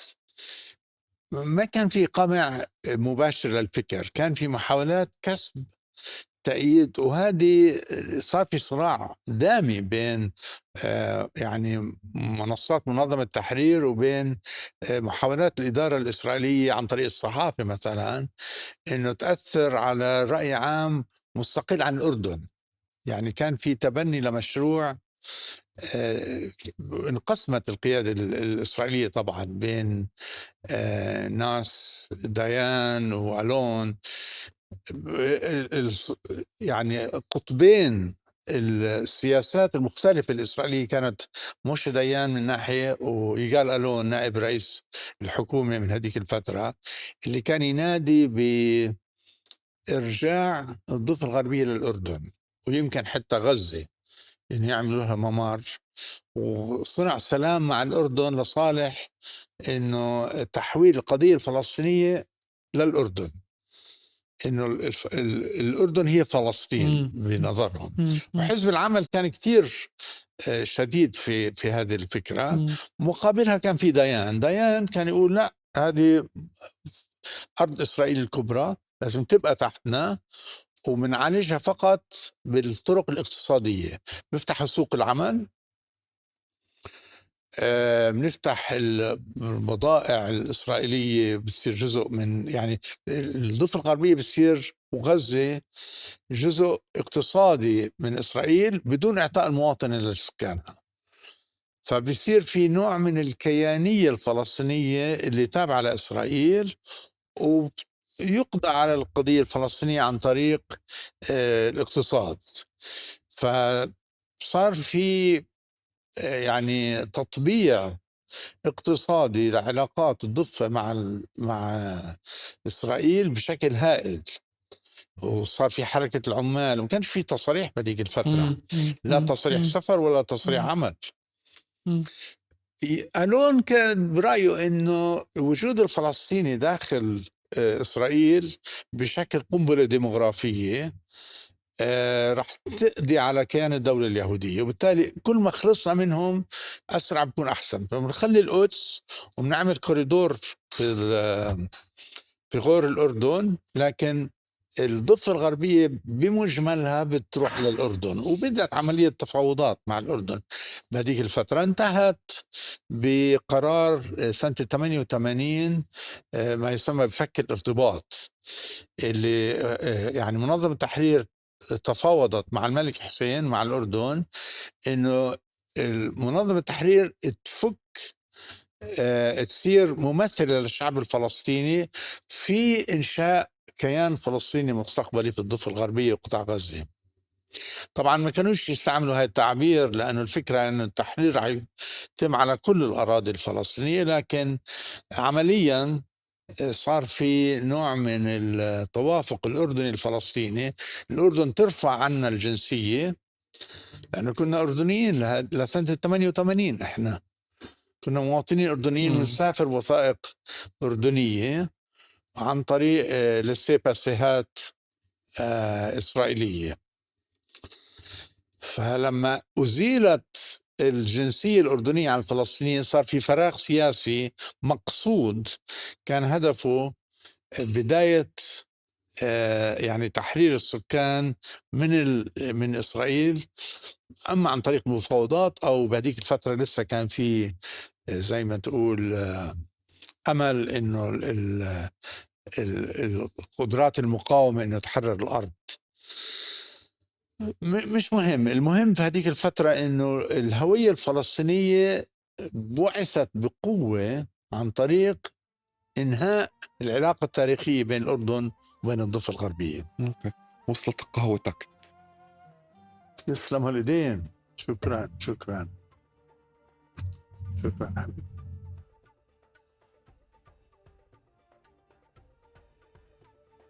صحة وعافية. شكرا.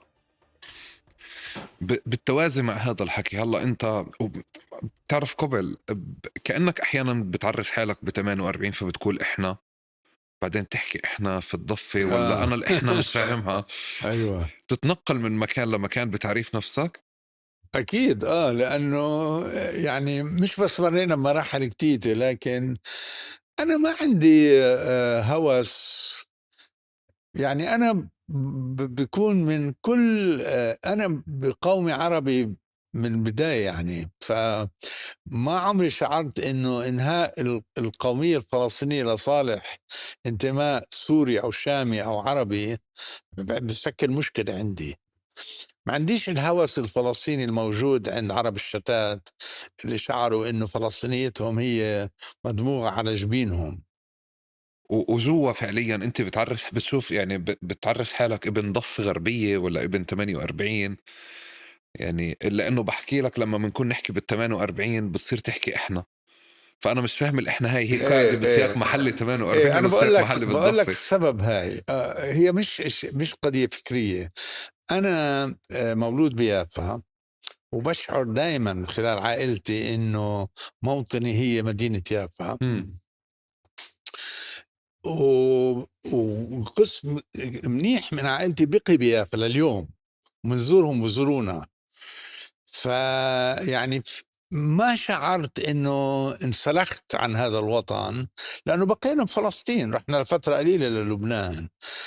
بينما اذا بتحكي مع الفلسطيني اللي نشأ في مخيم اليرموك او بالنيرب بحلب او بلبنان خصوصا، فلسطين لبنان عندهم ونتيجة الحرب القاتلة اللي دخلوا فيها عندهم يعني نوعين من الرد الفعل، أو انتماء فلسطيني متطرف في هويته، أو إنكار، يعني بيروحوا على السويد بيصيروا سويديين.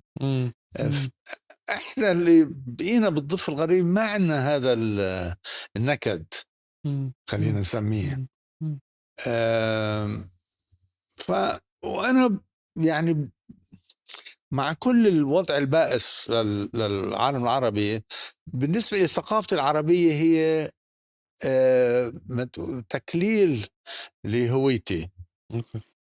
أوكي. بلاقي موطني هو فعلا بلاد الشام. أوكي. إحنا قاعدين بنحكي نطينا شوي يمكن أو قفزنا أو ما حكينا كتير على مرحلة الانتداب البريطاني.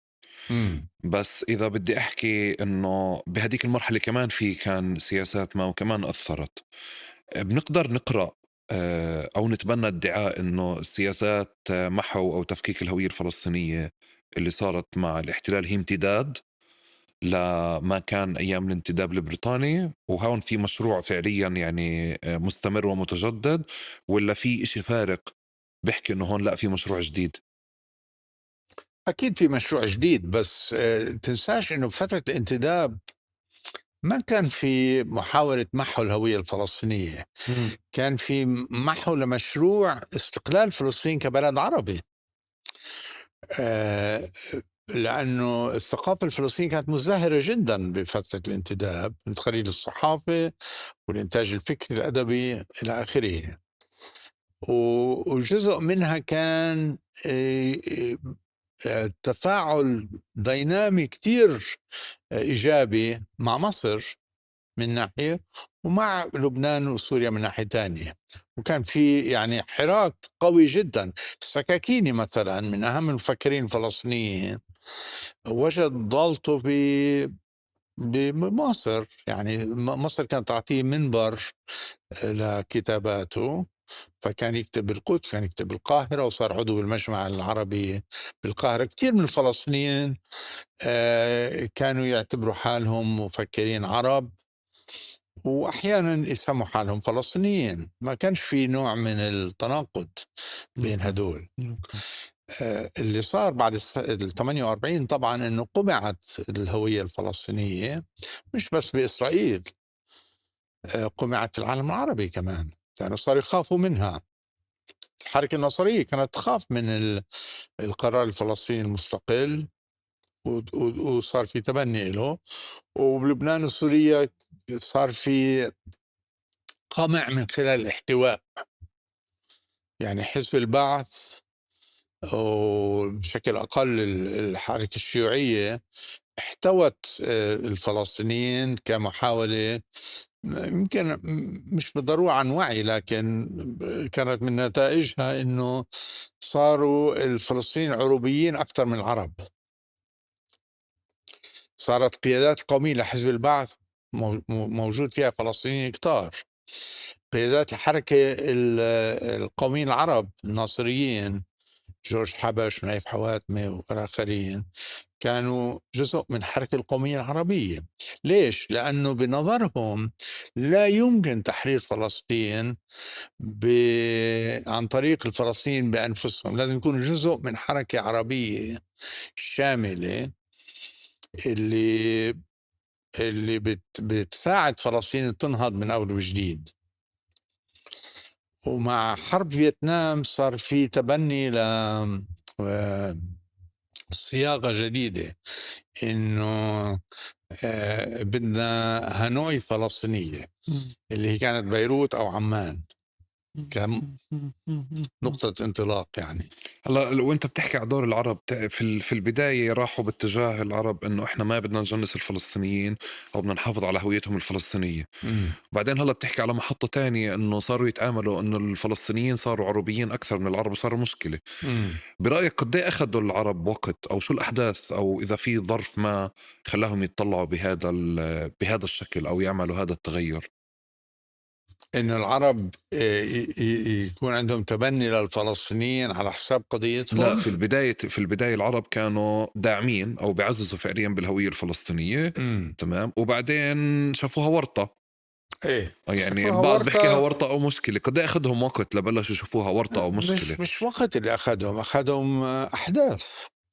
يعني حرب أيلول اللي كانت حرب دامية جدا بين الفصائل الفلسطينية والنظام الأردني، والحرب الأهلية بلبنان. مم. آه، بمصر بيختلف الوضع، لأنه مصر الوجود الديمغرافي الفلسطيني كان خفيف جدا. كان في حكم إداري بغزة انتهى سنة 67، فكان في صراع بين الحركة القومية الناصرية تتبنى فلسطين، وهذه انتهت بحرب 67، لأنه انهار النظام المصري نتيجة، هو مش نتيجة تبنيه لفلسطين، بل أحد أبعاده كانت أنه التبني المصري لقضية فلسطين أدت إلى هزيمة مصر في الحرب 67، وبعدين بروز قيادات من السادات وآخرين اللي لقت أنه قضية فلسطين لازم تنحل بالمفاوضات وبكفينا فلسطينيين. مصر وجع راس بالنسبة لنا. منظمة التحرير شو كان لها دور في سياق ونقاش الهوية الفلسطينية؟ منظمة التحرير لعبت دور كتير مهم في محاولة فصل التبني العربي للمنظمة من خلال بروز القرار الفلسطيني المستقر اللي تبنوه بالدرجة الأولى فتح كحركة وطنية كانت في صراع مع الشقيري حول قيادة منظمة التحرير، والفصائل اليسارية اللي هي الجبهة الشعبية والجبهة الديمقراطية، وفي بعدين جبهات النضال العربي والجبهة التحرير اللي كانوا فصائل فلسطينية تابعة لنظم عربية بالعراق وسوريا، خصوصا العراق وسوريا. لكن بالأساس كانت الحركة القومية العربية اللي تمثلت بفلسطين من خلال الجبهة الشعبية بقيادة جورج حبش والجبهة الديمقراطية بقيادة حواتمة مع فتح، هدول الثلاثة كانوا زي ما تقول بوز المدفع اللي فصل منظمة التحرير عن تبنيها العربي والمصري خصوصا. فكان الصراع بين مصر الناصرية وبين منظمة التحرير كجهاز فلسطيني مستقل عن الحماية والتبني العربي. أوكي. كان في جهود ساهمت، يعني بعرف انه مثلا كان في جهود لهم على الفلسطينيين في امريكا اللاتينيه لتعزيز الهويه الفلسطينيه، انه شافوا فعليا فرضا في نقاش هناك على موضوع اللغه، فانه الفلسطينيين اللي موجودين هناك مش عم بيكونوا على تواصل معنا نتيجه ازمه اللغه اللي موجوده والاجيال اللي عم تطلع، فاشتغلوا فعليا على برنامج بيتعلق باللغه العربيه. يعني في برامج هالقد واضحة إنهم اشتغلوا عشان يعمموا أو يعززوا الهوية الفلسطينية الجامعة؟ هذه بالجانب الثقافي نقطة كثير مهمة اللي هي مثقفي الخارج الأمريكي بالجنوب والشمال، لكن ببرازيل، مكسيك، تشيلي عندك إشي اسمه الرابطة القلمية اللي كان نشيط فيها إيليا أبو ماضي وفرح أنطون، ولفترة قصيرة سكاكيني لما كان بنيويورك. الرابطة القلمية لعبت دور كبير في بلورة الوعي العربي السوري، وسوريا كانت هي بلاد العرب، يعني فلسطينية كانوا شوام. وبتعرف بالبرازيل في تعبير تركو للعرب اللي موجودين في المهجر الأمريكي، كانوا يقولوا تركوس لأنه كانوا يرجعوا وثائق عثمانية فكروهم أتراك، فكل الفلسطينية والشوام كانوا تركوس. لليوم حتى بتعبير تركو بالمكسيك والبرازيل أقل بالتشيلي بيستعملوا لليوم على العرب. لكن الرابطة القلمية كانت رابطة كتير مهمة لأنه عبأت مثقفي أمريكا اللاتينية وبعدين أمريكا الشمالية لصالح استقلال فلسطين. يعني كانت جزء هام من عملهم الحفاظ على فلسطين من مخالب الانتداب البريطاني والحركة الصهيونية، كان يلعبوا دور كبير في هذا المجال. والسوريين واللبنانيين كانوا جزء من هذا النضال لأنه كانوا أغلبية بين المهاجرين. والفلسطينيين كانوا فصيل مهم جدا.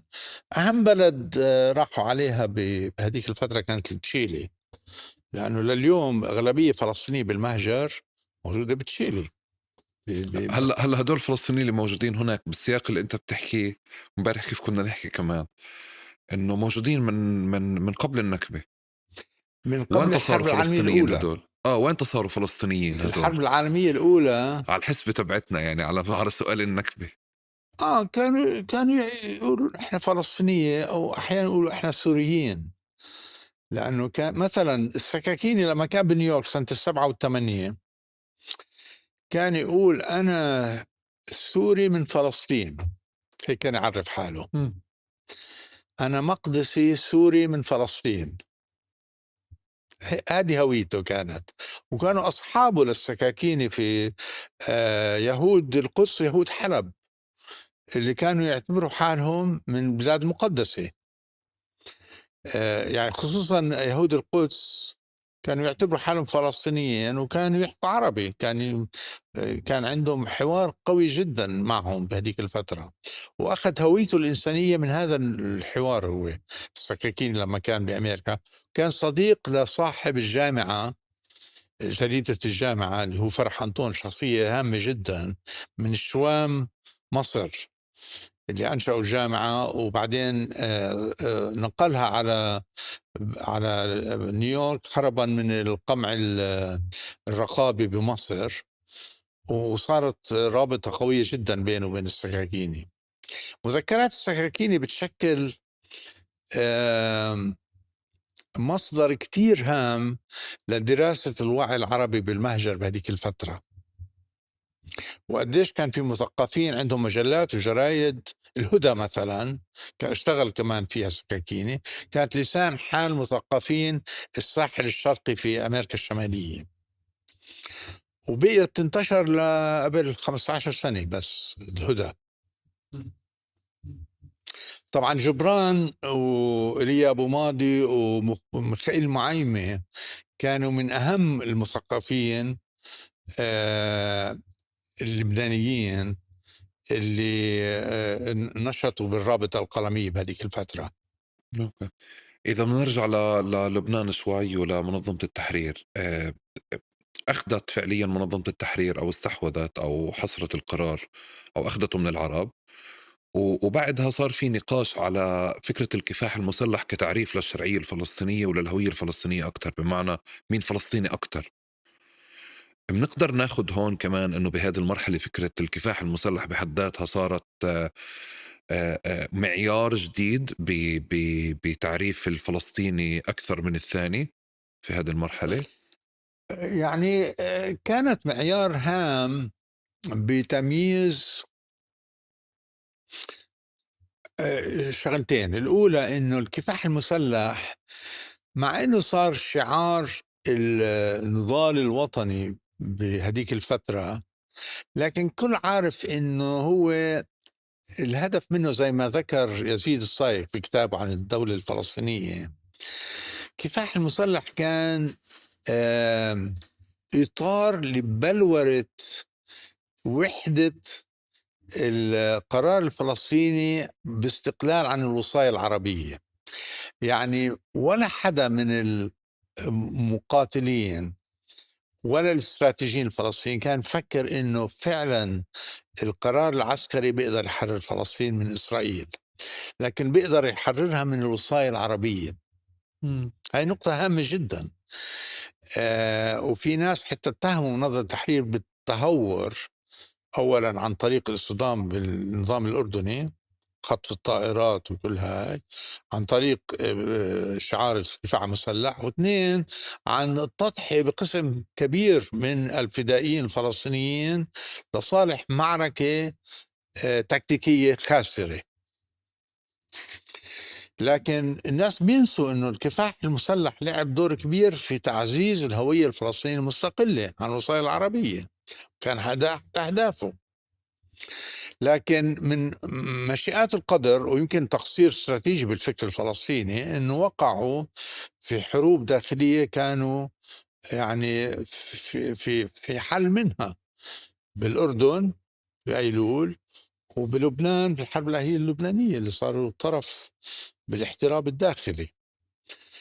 واللي انقذهم من هذه المصيره هي الانتفاضه الاولى الانتفاضة الأولى برهنت للعالم كله ولإسرائيل كمان إنه لا يمكن الاستمرار في الحكم العسكري في الاحتلال الإسرائيلي على المناطق العربية على فلسطين، ولازم نلاقي لها حل. فالانتفاضة الأولى لعبت دور كتير هام في فك هذا الحصار، مش بس عن فلسطين، أيضا عن القرار الفلسطيني اللي وصل لمعضلته الكبرى سنة 82 بالاحتلال الإسرائيلي للبنان وتهجير القيادات إلى تونس والجزائر. فالانتفاضة الأولى كتير هامة في كونها كانت مرحلة بداية انتقال الكفاح الفلسطيني من الخارج إلى الداخل ومحاولة إقامة دولة فلسطينية. بالنهاية طلعت خاسرة يعني، بس إنه كان تحول هام في الهوية الفلسطينية والعمل السياسي الفلسطيني. وكان يعني بين الفلسطينيين بينهم وبين بعض. هلا انت عم تحكي بيننا وبين العرب، بين الفلسطينيين وبين بعض كان بين عامل بعض. مهم.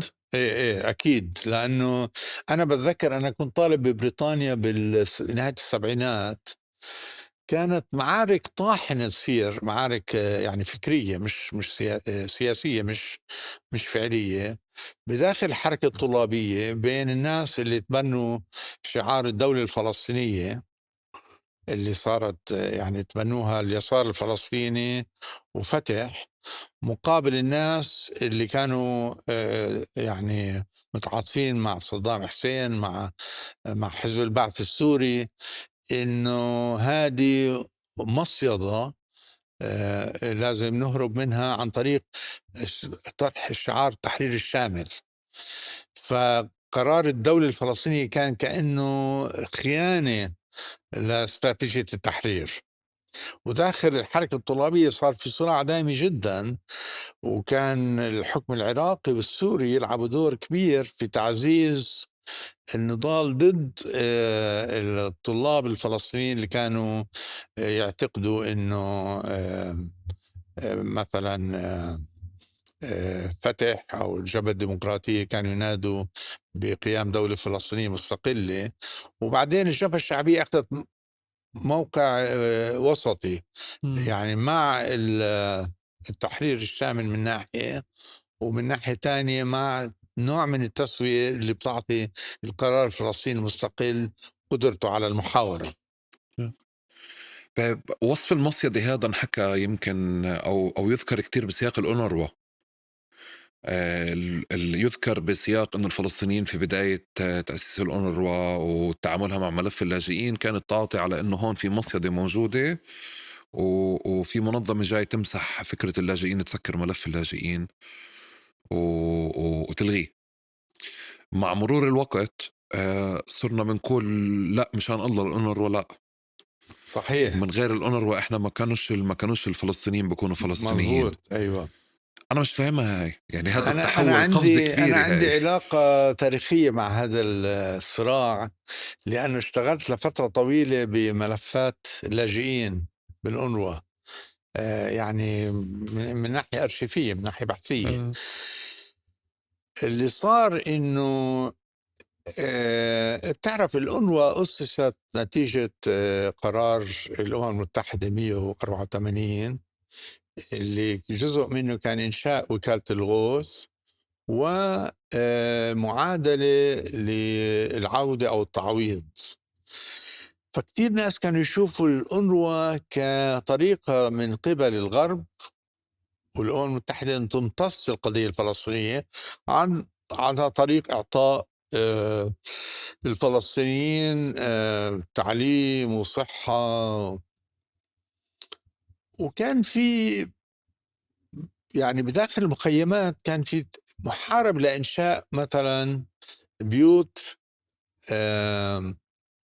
فيها مفارقة، يعني استقرار الفلسطيني في المخيمات كأنه كانت مؤامرة اللي من قبل الغرب وأمريكا تحديدا إنه يذوبوا القضية الفلسطينية. عشان هيك بالأول كان لا، مخيمات تكون بس خيام، بعدين يا الواح زينكو، بعدين مجيء الطوب صار مؤامرة. لأنه بيؤدي إلى ناس يستقروا فيها. بعد ال67 الناس اكتشفوا إنه إذا ما استقر الواحد في بيته ما بيقدر يناضل. يعني البؤس، في تفسير لينيني قديم إنه كل ما زاد البؤس كل ما زادت شرارة الثورة بين الناس. هذه صابها تحول كبير بعد ال67، إنه إذا الواحد ضل يصارع الحياة اليومية ما بيقدر يفكر استراتيجيا بما بعدها. فالاستقرار، والأردن أعطت نوع من الاستقرار للفلسطينيين بحياتهم اليومية، بخلي الإنسان بعطيه بحبوحة يقدر يناضل سياسيا. طبعا إذا زاد البؤس كتير بصير مهووس ب يعني استحواذ على ما يكفي لقوته، وإذا صار في بحبوحة كتير بنسى القضية. فالفكرة كانت إنه وكالة الغوث مؤسسة هامة جدا للتعبير لهوية الشتات، وقاعدة هامة جدا لتثبيت حقوق الإنسان في العودة. تحولت القضية من رؤية وكالة الغوث كمؤامرة لوكالة الغوث كتعزيز الهوية الفلسطينية في الشتات، في المخيمات، في المعسكرات إلى آخره. هذا صار تدريجي بعد ال67. وبعدين هلأ ابتداء من قبل 20 سنة صار في هجوم تاني على وكالة الغوث من قبل أوروبا وأمريكا، إنه بيعلموا الفلسطينيين، بعطوهم يعني مادة ثقافية ضد اليهود ضد إسرائيل، وبالتالي لازم بكفي إنه مخيمات لازم تصير عمليا آه، مساكن عادية زي ما صار ببقية اللاجئين في العالم. وتعبير وكالة الغوث كصيغة لتعزيز الهوية لازم نقضي عليه، لأنه هلأ صار في معاهدة سلام بين منظمة التحرير وإسرائيل وانتهت القضية. ومؤسسة الغوث كتعبير عن هذا الوجدان لازم ينتهي. فصار في هجوم تاني على وكالة الغوث، مش من قبل الفلسطينيين، من قبل الغرب، وبديت بمناهج التعليم والخدمات الصحية اللي بتعطيها وهاي معركة تانية تبنتها إسرائيل طبعا بشراسة بحرب الإبادة في غزة. لازم نقضي على وكالة الغوث، ومشت معها أمريكا. وهلأ صارت وكالة الغوث جزء هام جدا من التراث الفلسطيني والدفاع عنه.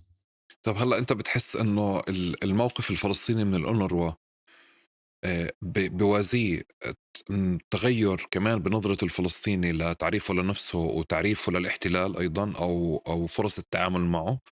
يمكن بشكل ثانوي. يعني الأونروا، شوف، الأونروا لعبت دور هام جدا في تعليم الفلسطيني اللاجئ في الشتات وداخل الضفة الغربية وبغزة. هو كان المدخل الأول، حتى كان لافت لإلي إنه هو المدخل الأول للتعاطي لقبول الفلسطيني للأونروا، مدخل التعليم حتى قبل الصحة. مزبوط، تعليم قبل الصحة وتسجيل اللاجئين كمواطنين فلسطينيين. يعني كان في صبغة قانونية لوجود الأونروا.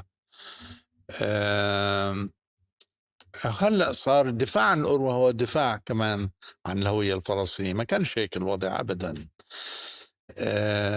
وكالة الغوث حقيقة حتى من ناحية أرشيفية صارت هي المصدر الأساسي لأرشفة الوجود الفلسطيني بالشتات. وفي عندنا مادة غنية جدا جدا جدا، لأنه وكالة الغوث جهاز بيروقراطي ضخم جدا حافظ على كل المكونات الإحصائية والأرشيفية للوجود الفلسطيني بالشتات، من خلال مادة ديموغرافية، معلومات صحية وتعليمية. ومن ناحية مش لازم ننسى خرائط وصور لمراحل الشتات الفلسطيني اللي صورتها الأونروا. أرشيف الأونروا كتير كتير مهم في الدراسة التاريخية لتحولات الشعب الفلسطيني.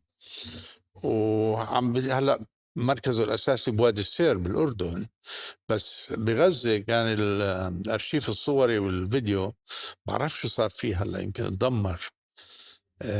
لحسن الحظ جزء منه انحط اونلاين أو على على الأثير، فتم الحفاظ على جزء منه، يمكن يدمر بقية هذا التراث.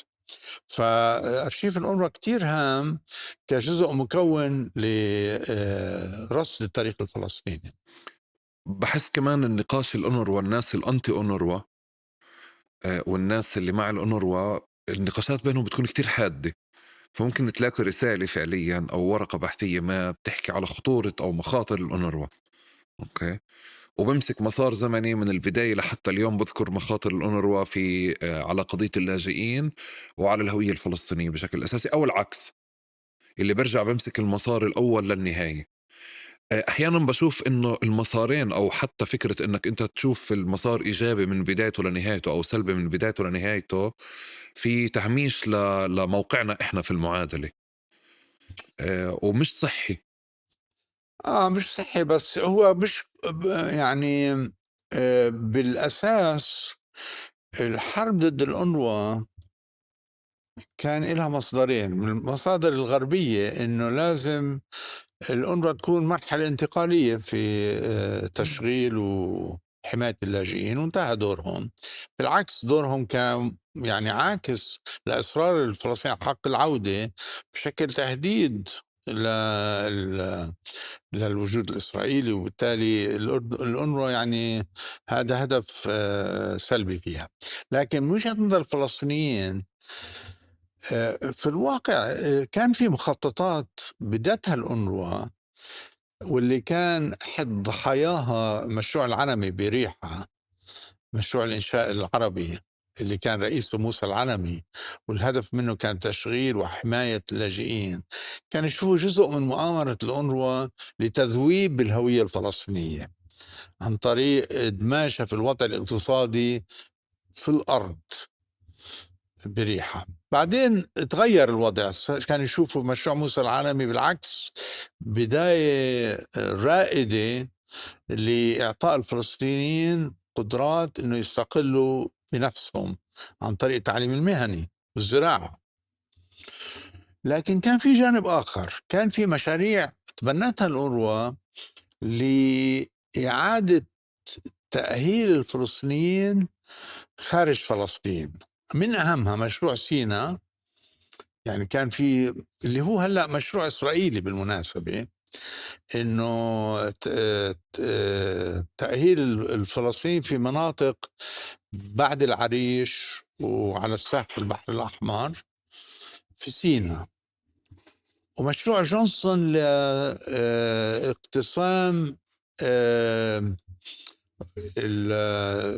مياه غور الأردن سنة 51-52، واللي كان مشروع أمريكي، وكان جزء من موجه للأونروا لتشغيله. وهداك المشروع كان الهدف منه إسكان قسم هائل من لاجئين فلسطين بغور الأردن. وفي الواقع تم تبني جزء منه في عقبة جبر وعين السلطان وزبيدات، يعني مناطق في غور الأردن كلها وريحة. وكان في وقتها هجوم شرس على الوكالة بسبب ضلوعها بهذه المشاريع، لكن هاي انتهت بعد 55، انتهت الأفكار. لكن ظل في فكرة أن الأونروا هي إحدى أدوات إعادة إسكان الفلسطين خارج فلسطين أو داخل فلسطين في تجمعات بشرية بتنسيهم حق العودة. لفتني في واحدة من مقابلات تقارب مع إيهاب محارمي في هون مخيم عقبة جبر، فكان لما بسأله على كيف هذا السؤال اللي سألتك إياه بالأول، شو الحدث أو شو المشهد اللي غير نظرتك لكونك فلسطيني أو عزز أو خلق عندك شيء هوية الهوية الفلسطينية، فكان حكالي على مشهد بتعلق بالطابور اللي أنت بتوقف عليه عشان تاخد المساعدات. أنا من وقتها كل ما تذكر الأونروا بأي سياق، يعني بعيدا عن كل هذه النقاشات السياسية، بصير أفكر شو الفلسطيني أو شو نفسية الفلسطيني اللي بتطلع من مكان، من هذا المكان أو من هذا الموقع أو من هذا المشهد. يعني مرة بشوفها كمان مشهد ضعف أو انكسار، مرة بشوفه دافع لأنه التخلص من هذا المشهد أو عدم تكراره مرة تانية. بس ما بعرف، خطر لك أنت هذا المشهد قبل هيك؟ صحيح، هذا جانب هام احنا ما تكلمنا عنه، انه الأونروا كانت رمز للذل الفلسطيني. يعني الناس واقفين بيستنوا توزيع الطحين مثلا، ملابس مستعملة. آم، وهذا جانب هام يعني نفسيا. انتهت الأونروا كبوتقة للدعم يعني الكفاف الفلسطيني اللي خلاهم يتأثروا مع بعض عشان يحصلوا على الدعم والمساعدات. لكن في النهاية برهنت إنها إطار تجمع ومحافظة على الهوية الفلسطينية اللي كتير كان مهم، واللي نتيجته كانت المعسكرات والمخيمات الفلسطينية البوتقة الأساسية في بروز النضال السياسي داخل منظمة التحرير، كانت قاعدة.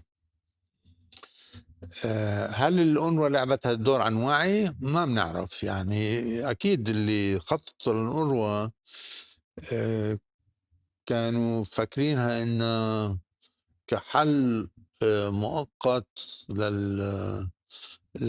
يعني تعبئة فلسطين ضد إمكانية التعبئة السياسية عن طريق إعطائهم مساعدات. فالهدف منها والنتيجة مش نفس الشيء. وهيك التاريخ يعني مفهوم. دائما مفهوم. بيخلق بس بعيدا عن كيانات. الأونر ونحيدها، شو الأثر على على اللاجئ لما أنت بتقول هذا مشهد الذل، مشهد الانكسار؟ شو كيف بنعكس على اللاجئ بكونه فلسطيني؟ تحول لعنة؟ الأونروا بحكي الفلسطيني اللاجئ لما آه بوقف على هذا الطابور وبتعرض لهذا الذل فعليا، آه كيف بصير يتعامل مع كونه فلسطيني، مع هويته الفلسطينية؟ باتجاهين متناقضين.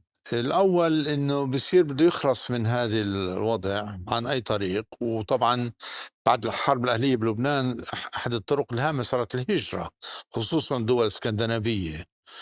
إنه الذل اللي تعرضوا له مم. الفلسطينيين في لبنان مم. خصوصا، لكن مش بس في لبنان، سوريا والأردن صارت مصدر ضغط للهجرة. والدول الاسكندنافية بالبداية، كمان بعدين أمريكا وكثير من الدول الأوروبية، ألمانيا منهم، أعطتهم المخرج.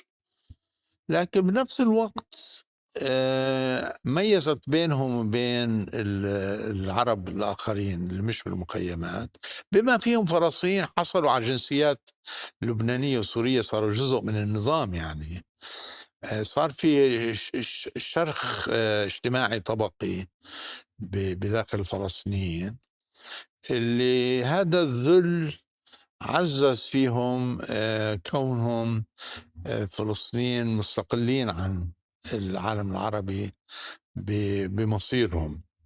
فهم يعني نتيجة متناقضة. من ناحية صار بدهم يهربوا، بتلاقي كتير فلسطينيين بالآخر آه، بما فيهم أقارب إلي أنا اللي بطلوا يعرفوا حالهم فلسطينية، صاروا مم. لبنانية أردنية آه، وراحوا. لكن اللي صار، وأنا برأيي الشعلة الأساسية كانت للتحول الكبير بين الاندماجيين اللي هربوا بهويتهم، الجيل الثاني والثالث، هي الانتفاضة الأولى. الانتفاضة الأولى أعطت شعلة هامة، وبتصور حرب الإبادة بغزة رح تلعب نفس الدور في المستقبل في تعزيز هوية فلسطينية مناضلة لمستقبل من نوع آخر. الانتفاضة الأولى أعطت الأمل للفلسطينيين إنه الاحتلال مش ممكن يدوم، وفي طريقة لمقارعته، مش طريقة تكون بالكفاح المسلح، لأن الكفاح المسلح نخبوي بطبيعته، بعطي الناس بطولة لناس بتخطخوا لكن مش الكل بيقدر يكون جزء منها، لأنه ناس عاديين ما بدهم يضحوا بحياتهم، لكن بنفس الوقت بده يكون عندهم كرامة وعزة بموقفهم. فالانتفاضة الأولى لعبت هذا الدور بطريقة هامة جدا. إمم. الثمانينات أنت وين كنت؟ فلسطين وين؟ يعني جزء أنا طول الوقت برام الله. شهدت يعني على كنت أروح أدرس بالخارج، كنت درست فترة ببريطانيا وفي فترة بأمريكا. يعني شهدت على النقاشات الأولى للإسلاميين في فلسطين. نعم، نعم، يعني اللي هي الانتفاضة الأولى، اللي هي بتشكيل حماس سنة 88، كان نتيجة الانتفاضة الأولى ووضع المخيمات وقمعها الدامي من قبل شارون والحكام الإسرائيليين بغزة. كانت الشرارة الكبيرة بمخيمات غزة. وبالضفة الغربية كانت عودة الروح زي ما بقولوا بهديك الفترة. لكن واضح انه احنا طبعا جايين من خلفية علمانية يسارية. كنا نشوف بالتيار الإسلامي محاولة جر ال جر الوجدان الفلسطيني، بديش أقول لمستنقع، بس لنوع من السلفية اللي احنا بغنى عنها، لأنه تقضي على النهضة العربية، النهضة السورية، النهضة الفلسطينية، باتجاه قريب على توجهات الإخوان المسلمين. لكن مرحلوا في النهاية أنهم أصلب وأقدر على المقارعة والمقاومة من الاتجاهات العلمانية، ويمكن دخلوا في معارك خاسرة.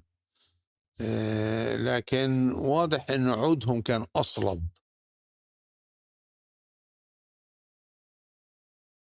أنت حكيت عن هذه المرحلة بلشتها من ال88، بس هي قبل هيك، يعني من بداية الثمانينات، يعني بداية نقاشات الإسلاميين في فلسطين. ما كناش كثير واعيين إلها. كان في يعني تصوير كاريكاتوري للإسلاميين من خلال أهداف حزب التحرير اللي بده يستعيد الخلافة. وكانوا بتذكر كنت أحضر مهرجانات حزب التحرير اللي يلبسوا فيها طناطير كأنه طالعة من أفلام هوليوود، إنه هدفنا هو الخلافة. هذا وين كان الكاريكاتير؟ مثلا بملعب الفرنز كانوا سنويا حزب التحرير يعملوا مهرجان إحيائي للخلافة. وتقريبا كانت زي كرنفال ساخر. لكن كان في طبعا وجود قوي للإخوان المسلمين، لكن بداخل معارك الطلابية مثلا بجامعة بيرزيت الإسلاميين بدوا ياخذوا موقع هام جدا، خصوصا من خلال معارك الحجاب. إنه عغفلة ببداية الثمانينات صرت تشوف نساء محجبات كنت تشوفهم أبدا، لا بالهيئة التدريسية ولا بين الطلاب.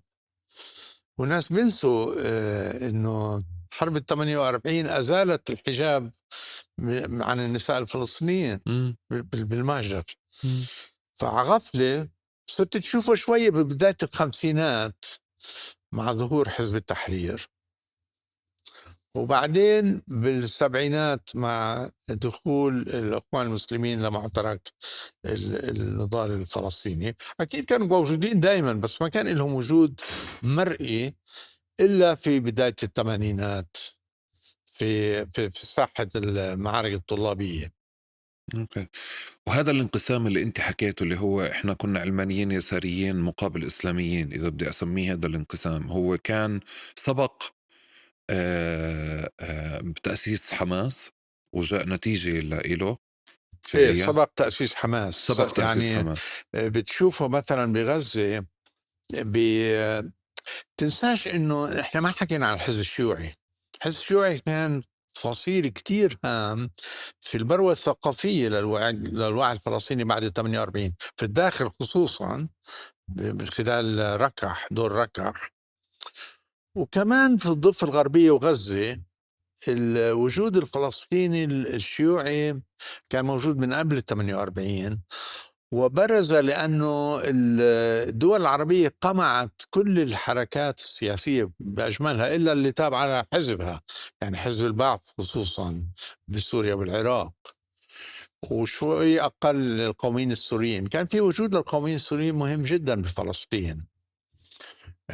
هشام شرابي مثلا كان من قيادات الحزب كان اليد اليمنى لأنطون سعادة في لبنان، وكان له دور في تأسيس الحزب القومي السوري بفلسطين، وجنين كانت المركز الأساسي للحزب القومي السوري.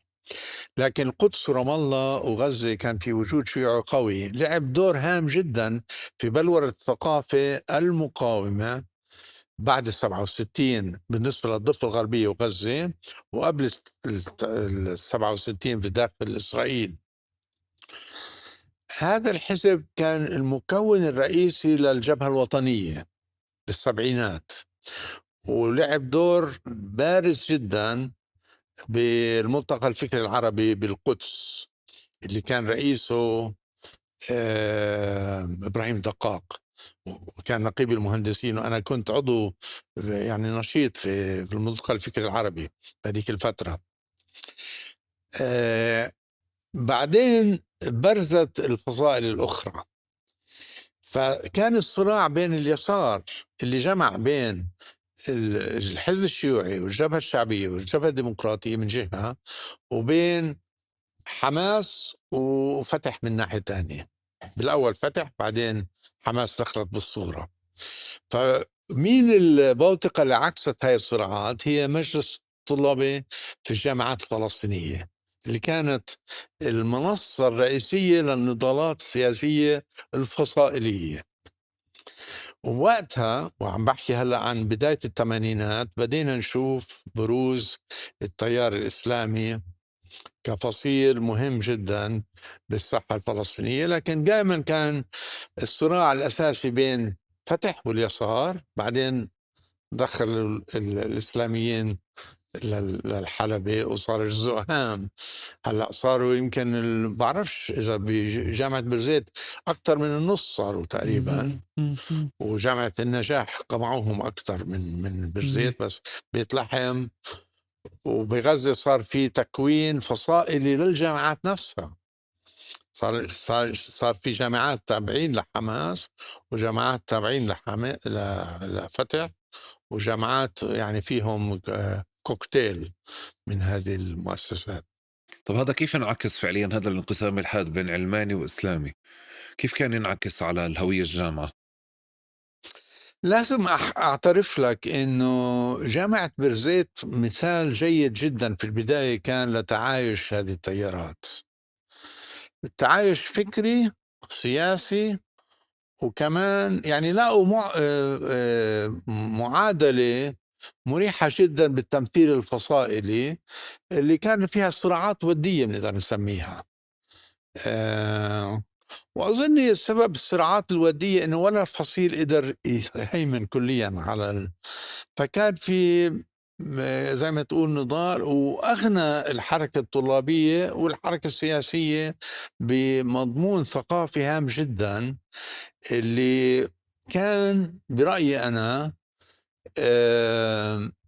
النموذج للتعايش المستقبلي في التمثيل السياسي بداخل البرلمان الفلسطيني والدولة نفسها، إنه بتتشكل من كل هذه التيارات بشكل تمثيلي، لعند ما صارت الواقعة بغزة وبعدين بالضفة الغربية بين حماس وفتح بشكل دموي، اللي وصلنا للمرحلة البائسة اللي احنا عايشين فيها هلا. بس إذا بدك تاخد جامعة بيرزيت هي نموذج، يمكن لأنه مفروض أو موقعها قرية بيرزيت بحد ذاتها وجودها بالوسط، إذا بدنا نحكي يعني في سياق الضفة الغربية، هاي عوامل كمان ساعدت إنه تخلق هذا النموذج اللي أنت بتحتفي فيه اليوم. يعني بقصد هنا في تنوع كان يتجاوز الحديث فقط عن إسلاميين وعلمانيين ويساريين. وهذا يمكن اللي ساهم أكثر بحالة اللحمة أو النموذج اللي أنت بتحكي عنه بنحتفي فيه، حالة التنوع والتفاهم اللي موجود بينهم. لأنه طبيعة الصراع بالجامعات كان شكل حاد من لأنه قسم كبير من الشعب الفلسطيني لا هو هون ولا هنيك، إمم، يعني إمم، قسم كبير كان يمكن تقدر تسميه محافظ، إمم، بس ما بتساوق أبدا مع التيار الإيديولوجي الإخوانجي إمم، ولا الجهاد الإسلامي، بس إنه كان يعني شايف إنه تمثيله م لازم يكون في نوع من الاندماج الفكري بين التيار الإسلامي والتيار الوطني العلماني. وهذه اللعبة اللي ياسر عرفات كان شاطر كتير في أدلجتها، إنه من ناحية إحنا مجتمع إسلامي، من ناحية تانية إحنا مجتمع متنوع لازم ينعكس هذا التنوع في إبراز هويتنا الثقافية. آه، وفاة عرفات كانت طبعا بتؤدي إلى بروز قيادات جديدة، من أهمها قيادات أبو مازن اللي مش قادر يعالج هاي القضية لأنه بشوف عدوه في التيار الإسلامي، وإنه هذه معركة فصائلية لازم تنحسم لصالح، لأنه هم كيف بشوفوا القضية إنه حماس غير قادرة على تكون جزء من دولة فلسطينية مستقلة لأنه هدفها التحرير الشامل، وبالتالي هاي بتورطنا في معارك مع إسرائيل ومع الغرب اللي إحنا في غنى عنها. مع إنه في الواقع حركة حماس ويمكن الجهاد الإسلامي ما بعرف وصلوا لنفس القناعات اللي وصلت إليها فتح بعد مؤتمر أوسلو، إنه هذه كعكة يجب أن تقتسم. لكن التعنت في مقاومة التيار الإسلامي بهذا الشكل الحاد أدى إنه يصير في إقصاء اللي أدى بوقوع السلطة الفلسطينية في فخ التعامل مع إسرائيل بشكل يعني آه، سياسي وأمني مدمر جدا لقدرة الكيان الفلسطيني أنه يقدر يتعامل بطريقة مستقلة مع وضعه. إمم. وأنت بأي سنين أنت أعدت النظر بموقفك؟ يعني كنت تقول في الأول كان عندك نظرة نقدية للإسلاميين أو يعني هيك، بعدين مع الوقت تغيّر موقفك. ما تغير موقفي أنا، يعني أنا كنت نشيط بمؤسسة دراسات كباحث، وكان يعني علاقتي قوية جدا مع سميح حمودة اللي كان يمثل تيار إسلامي قوي إمم. جدا. بيقولوا انه كان، ما بعرف انا، انه كان مع الجهاد الاسلامي لانه هم اللي تبنوا تأبينه، فكانت علاقتي قويه جدا، وكنا نصدر مجله اسمها حوريات القدس مع بعض. فكنت الاقي فيه يعني مرونه كبيره من جهه، وصلابه فكريه من ناحيه اخرى، اللي انا كنت يعني ما اقبلها فكريا، لكن قبلتها نوع من العاكس لتيارات ثقافية لازم تتعايش مع بعض ولا بتقضي علينا فلسطين. فبعرفش تسميها نقطة تحول، هي كانت زي وعي انه ال- التيار الإسلامي مش إقصائي بقدر ما انه التيار العلماني كان إقصائي للتيار الإسلامي.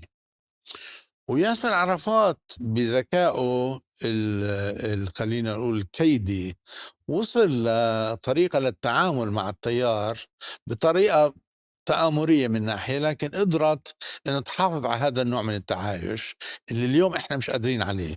إمم، إمم، إمم، إمم. إذا بتقدر تتخيل هيك لو لم يتم تأسيس حماس كيف عملنا في أول الحوار لو لم تحدث النكبة، لو لم يكن هنالك حماس. يعني حماس كانت قانعة بصفتها جزء مكون من الإخوان المسلمين إنه تلعب دور توعوي،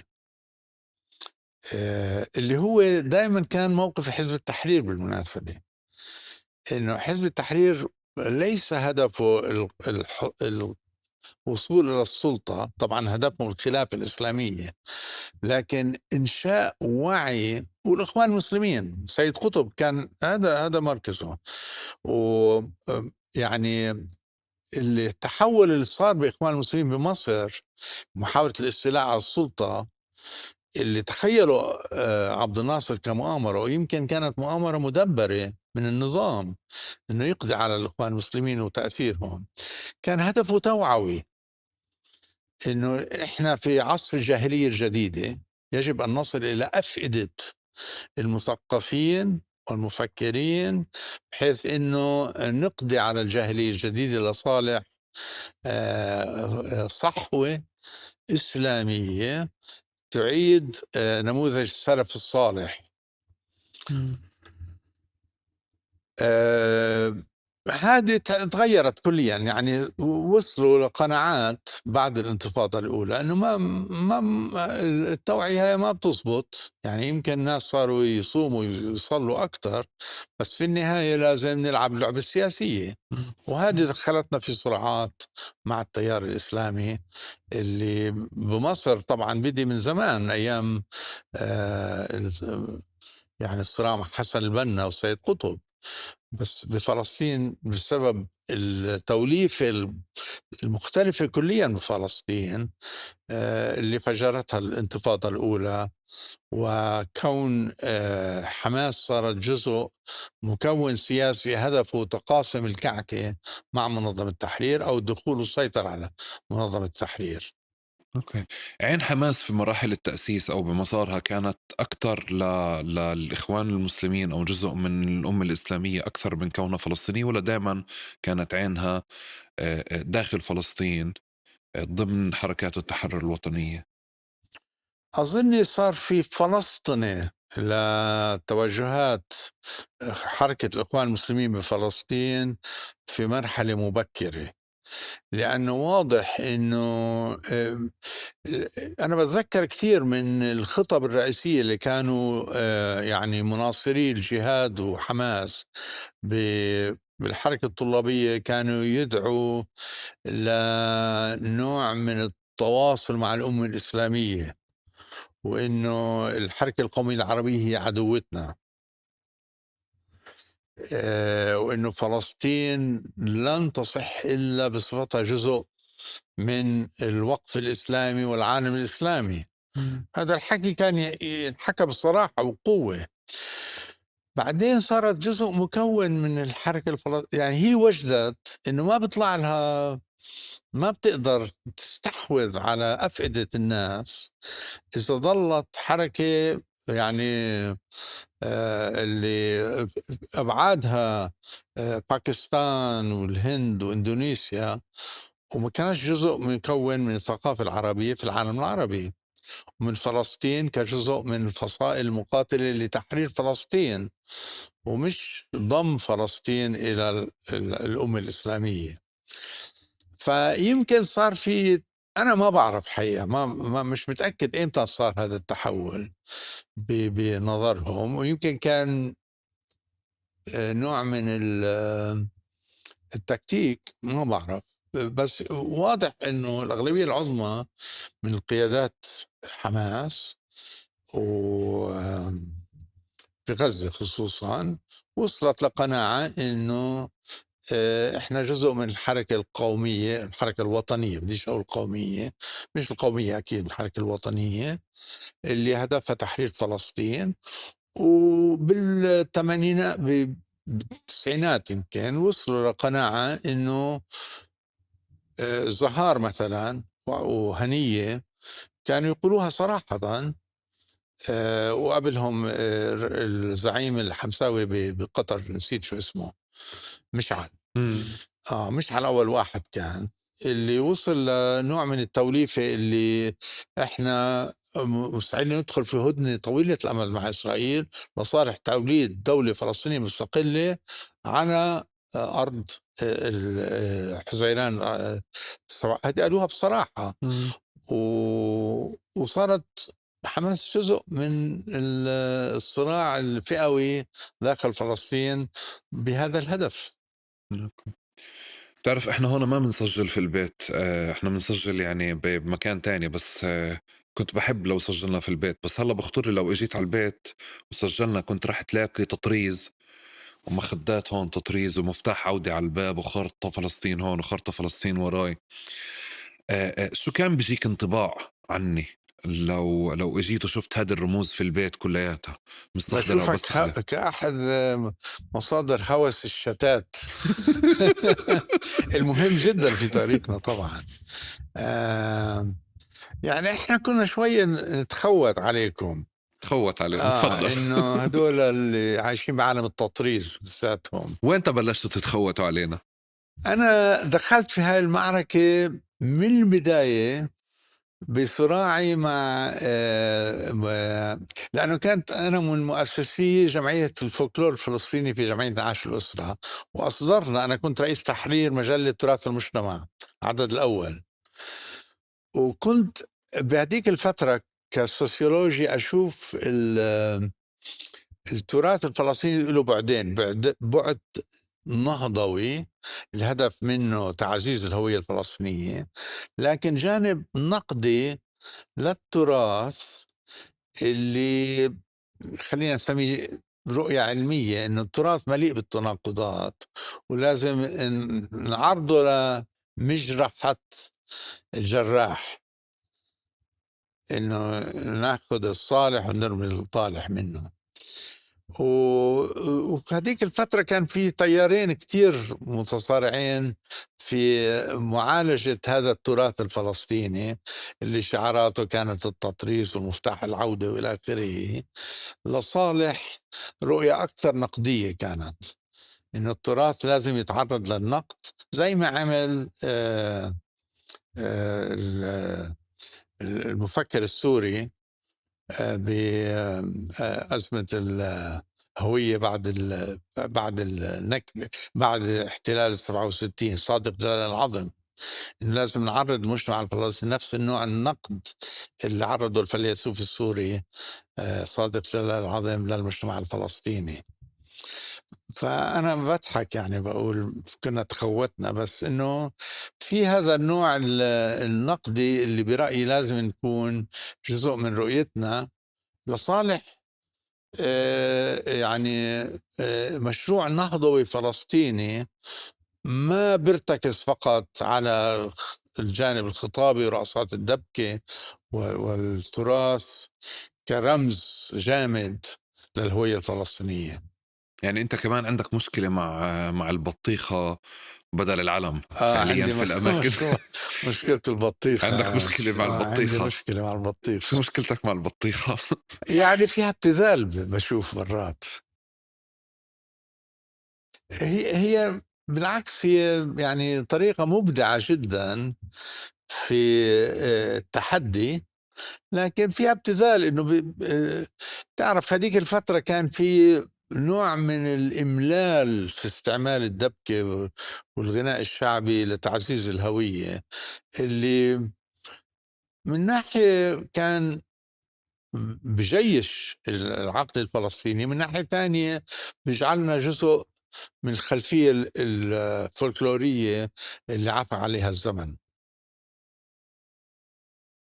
هيك بتشوفها.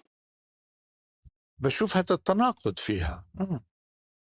أنا لإنه كمان وأنت قاعد بتحكي إنه مثلًا يعني باشعر إنه هذه الرموز لفترة طويلة كان عندي مشكلة معها، وأنا ما كنت يعني أنا ما عرفت حنظلة جوا البلد، يعني شو حنظلة يعني؟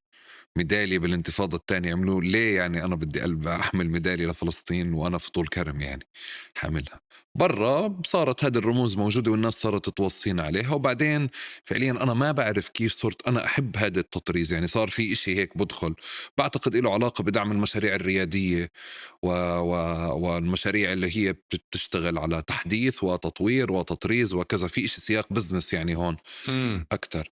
بس كمان من مكان تاني صرت أشوف خاصةً في الإبادة إنه طوال الوقت تعريفنا للرمزيات الفلسطينية أو شكل النضال الفلسطيني هو الشيء المُكلف. فالناس فعليًا في الأوقات اللي بيكون فيها تضحية كبيرة بتروح باتجاه رمزيات ما فيها كلفة. إمم. انتبهت للحديث عن البطيخة في الإبادة إمم. لما بيحكوا إنه حتى كيف بنقدمها، إنه هذا شخص ذكي جدا في جامعة فرنسية، عرف إنه إذا بيرفع علم فلسطين كذا فهو راح يختار البطيخة، وهي جايب بطيخة وبقطعها وواقف فيها على الباب، وإحنا في حالة من الاحتفاء يعني. أيوه. في إيش التناقض اللي أنت بتقول عنه حقيقي وأنا بشوفه، عشان هيك صدرت أيوه. لك بيتي، يعني ما عفيتش نفسي. هو بالمناسبة صراع أقدم، لأنه فرقة رضا بمصر لعبوا هذا الدور المتناقض في إحياء التراث الشعبي المصري عن طريق الرقص المحدث للفولكلور اللي مثله درويش، محمود، مش مش سيد درويش. يعني عالجوه بطريقة مبدعة محدثة، وصار عندنا نفس النضال. إحنا فرقة الرقص الشعبي مثلا بفلسطين حاولت تاخذ القوالب التقليدية للرقص ودخلت عليها أشكال الناس بيعتبروها بدع دخيلة. منها مثلا انه الشابات والشباب يرقصوا مع بعض، ومنها تحوير لصيغة الموسيقى الشعبية الفلسطينية، مش بس بالصوت واللباس، وكمان بالصيغة. فهذه المعارك دخلوا فيها كتير، وكان في معارضة شديدة جدا من ضمنها في جمعية الفولكلور، لأنا كنت جزء منها، إنه هل الفولكلور الحفاظ على التراث ولا دراسته النقدية بحدث تطويره؟ وإذا ما تطور بصير جزء من زي ما تقول زي خلفية بائدة. وكان صراع مفيد جدا برأيي أنا، ولعب دور في تحويل وتحوير الثقافة الفلسطينية بطريقة نقدية، اللي جزء منها كان المعارض الفنية اللي عم مم. بتصير هلا، مم. واللي جزء منها المعرض الفلسطيني من أعلى باسطنبول. طب بتحس جانب من نقاشات التطريز تحديدا بيعكس حالة استقطاب بين فلاحين ومدن؟ هيك كنت أفكر أنا، وما زلت ولا بطلت؟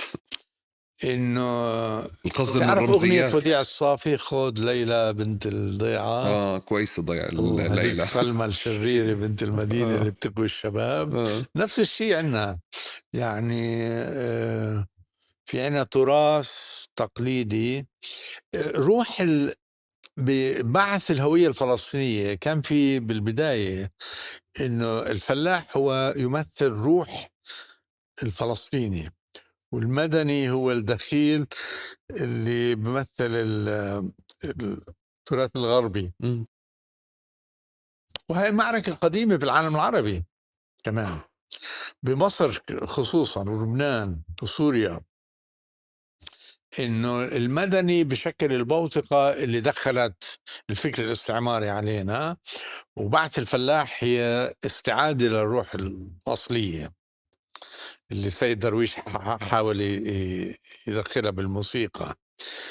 لكن واضح انه بدراستنا للتراث لازم نهتم بالتراث المدني، والتوليفة اللي جابت النهضة الغربية لأولادنا جزء من تراثنا هي. يعني البحث عن النقاوة الفكرية في التراث برأيي طريق مسدود. مم. مم. مم. يعني رمزيا بيلعب دور. واليسار كان يتبنى دائما الفلاح، خصوصا عن طريق تبنيه للفكرة المئوية، انه الريف ايش بيقولوا، الريف بحاصر المدينة. في مفكر صيني مشهور اسمه لين بياو، كان يشوف أن الثورة الصينية هي انتصرت بسبب محاصرة فلاح للمدينة، وهذه لعبة دور مثير ومخرب بالثورة الثقافية تاعت ماو تسي تونغ والقيادات الأربعة تعينه، إنه لازم نعود إلى روح القرية بعيدا عن تخاذل وفساد المدينة.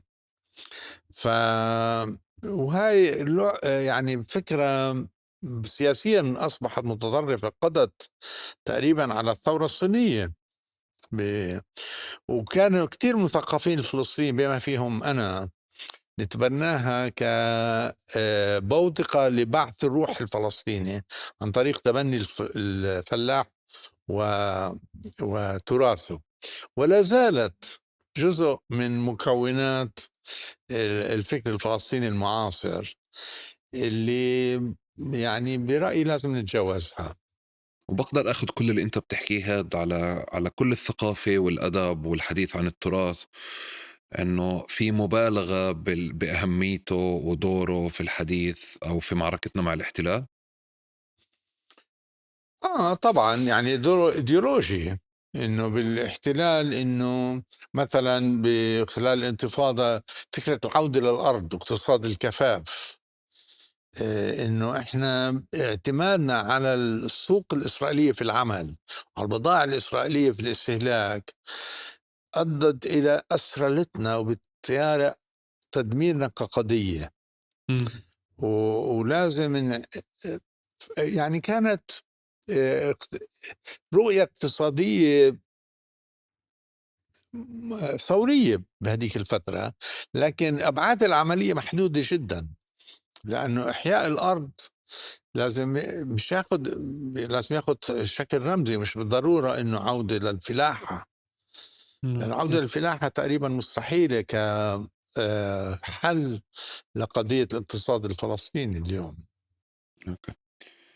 عم نسجل احنا بظرف استثنائي كمان هلا، يعني غير انه احنا في اسطنبول، بس كمان امبارح رجعت الاباده على غزه من اول وجديد. صحيح. وزي كانه مش عارف اذا احنا كنا مخدرين الفتره الماضيه او رجعنا تخدرنا مره تانية، يعني حتى الواحد فقد الحس بالتواصل مع هذا الحدث. أيوة. قبل شوي انت حكيت انه هذا حدث على المدى الطويل رح يكون مهم جدا في تعزيز الهويه الفلسطينيه، أو في تعزيز الفلسطيني لنفسه. بس بدي أن أرجع هيك قبل ما يعني أدخل بتفاصيل الإبادة، أسألك على أثر هذه الإبادة عليك أنت شخصيا، يعني من بدايتها شو أثرت فيك، شو غيرت نظرتك لنفسك على مستوى شخصي على مستوى عام؟ لسه بكير كتير نحكي عن هذا الموضوع، لأنه إحنا هلأ في خضم الضربة اللي عم نعاني منها نتيجة حرب الإبادة في غزة، والناس تقريبا هلأ وصلوا للحضيض في يعني يمكن حضيض كلمة قوية، لكن تماما زي ما صار بحرب حزيران، إنه ناس شعروا بضرب الهزيمة، وبعدين صاروا يبحثوا عن تجاوز هذه الأزمة عن طريق تصوير الفكر.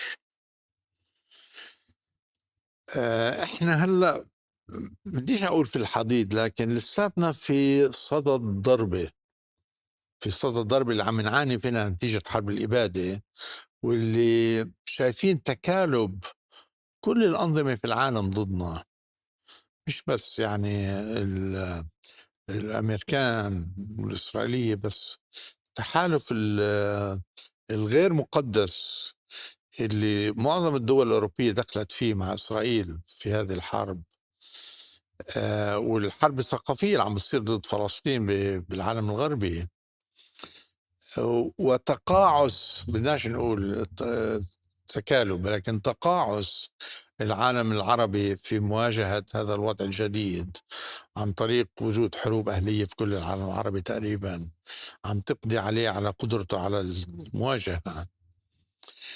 هذه فيها بذور التجاوز صعب كتير أحكي عنها لأنه ما بعرف بس أنا ما بدي تحكي هلا بأي بسياق اتجاه. عام، أنا ما بدي تحكي هسه بسياق عام، بدي أحكي أنت سليم في بيتك، في يومياتك، في أشياء في نمط حياتك، مم. كل حدا تأثّر، يعني في إشي بحياتك فقدت طعمه، بطّلت تعرف تتواصل، مش عارف تميزه، بطّلت تقدّره، بطّل يعني لك. هذا الحدث على سليم على مستوى كتير خاص، تقدر تستحضر إشي اليوم مدرك إنه هو تغيّر عندك مع مرور سنة ونُص؟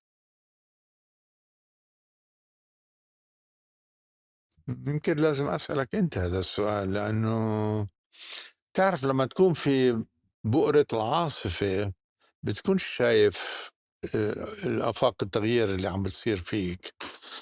آه، بس واضح إنه بيلزمنا نوع من قوة اللي بتساعدنا على الوقوف على إجرينا مرة تانية، مواجهة المستقبل. وأنا برأيي بالميدان الثقافي في عنا الدعم الفكري والنفسي اللي بيقدر يساعدنا على الصمود والمقاومة من مرة تانية. آه، امبارح كنت عم بسمع الموسيقى اللي تم عرضها بمناسبة هذا المهرجان. تعطيك روح هائلة على التفكير بطريقة هادئة عشان تتجاوز الأزمة. وهذه أهمية الفن، موسيقى والتصوير. طبعا احنا كمثقفين ما عندناش قدرات أخرى غير عن الثقافة، لكن الثقافة بتلعب دور هام جدا في الحفاظ على النفس والمقاومة اللي لعبته مرات ومرات عديدة بال 48 بال 56 67 الانتفاضة الأولى الانتفاضة الثانية. واللي حافظ على بقاء الشعب الفلسطيني في أرضه من ناحية وفي قدرته على تجاوز الأزمات اللي عم نواجهها. بس أنت عم تسألني سؤال صعب جدا لأنه أنا صعب، هو هلأ طبعًا صعب، مش قادر تقيل، تقيل مش لإنه قادر الحدث أعطيك تقيل. يعني إذا بدك مني نظرة تفاؤلية مش موجودة لا عندي. ما في نظرة تفاؤل، مش آه. بالضرورة، هو بالآخر يعني لون الأيام هاي رمادي، يعني زي لون الدمار، اللي آه. خلّيني أحكي هيك طغى على كثير أشياء وتفاصيل وبالفتنة فعليًا كل حدا في إشي اتغيّر، تعرف على مستوى الشباب في حدا بيقول أنا بطّلت بدي أخلّف، أو حدا بيقول بطّلت بدي أتزوّج، أو بطّلت بدي صحيح. أضل برّا، أو بدي أرجع على البلد جوا، صحيح.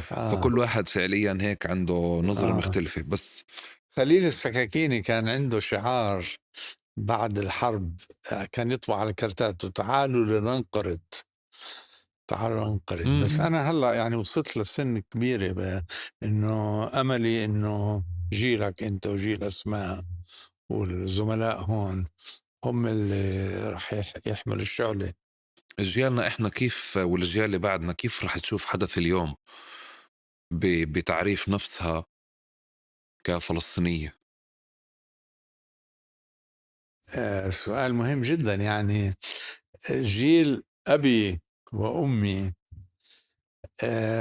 كان جيل الهزيمة، وجيلنا بفترة كان جيل المقاومة.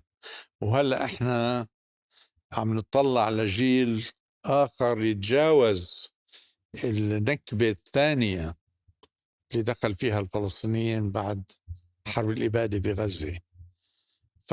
فيمكن كل جيل بيرمي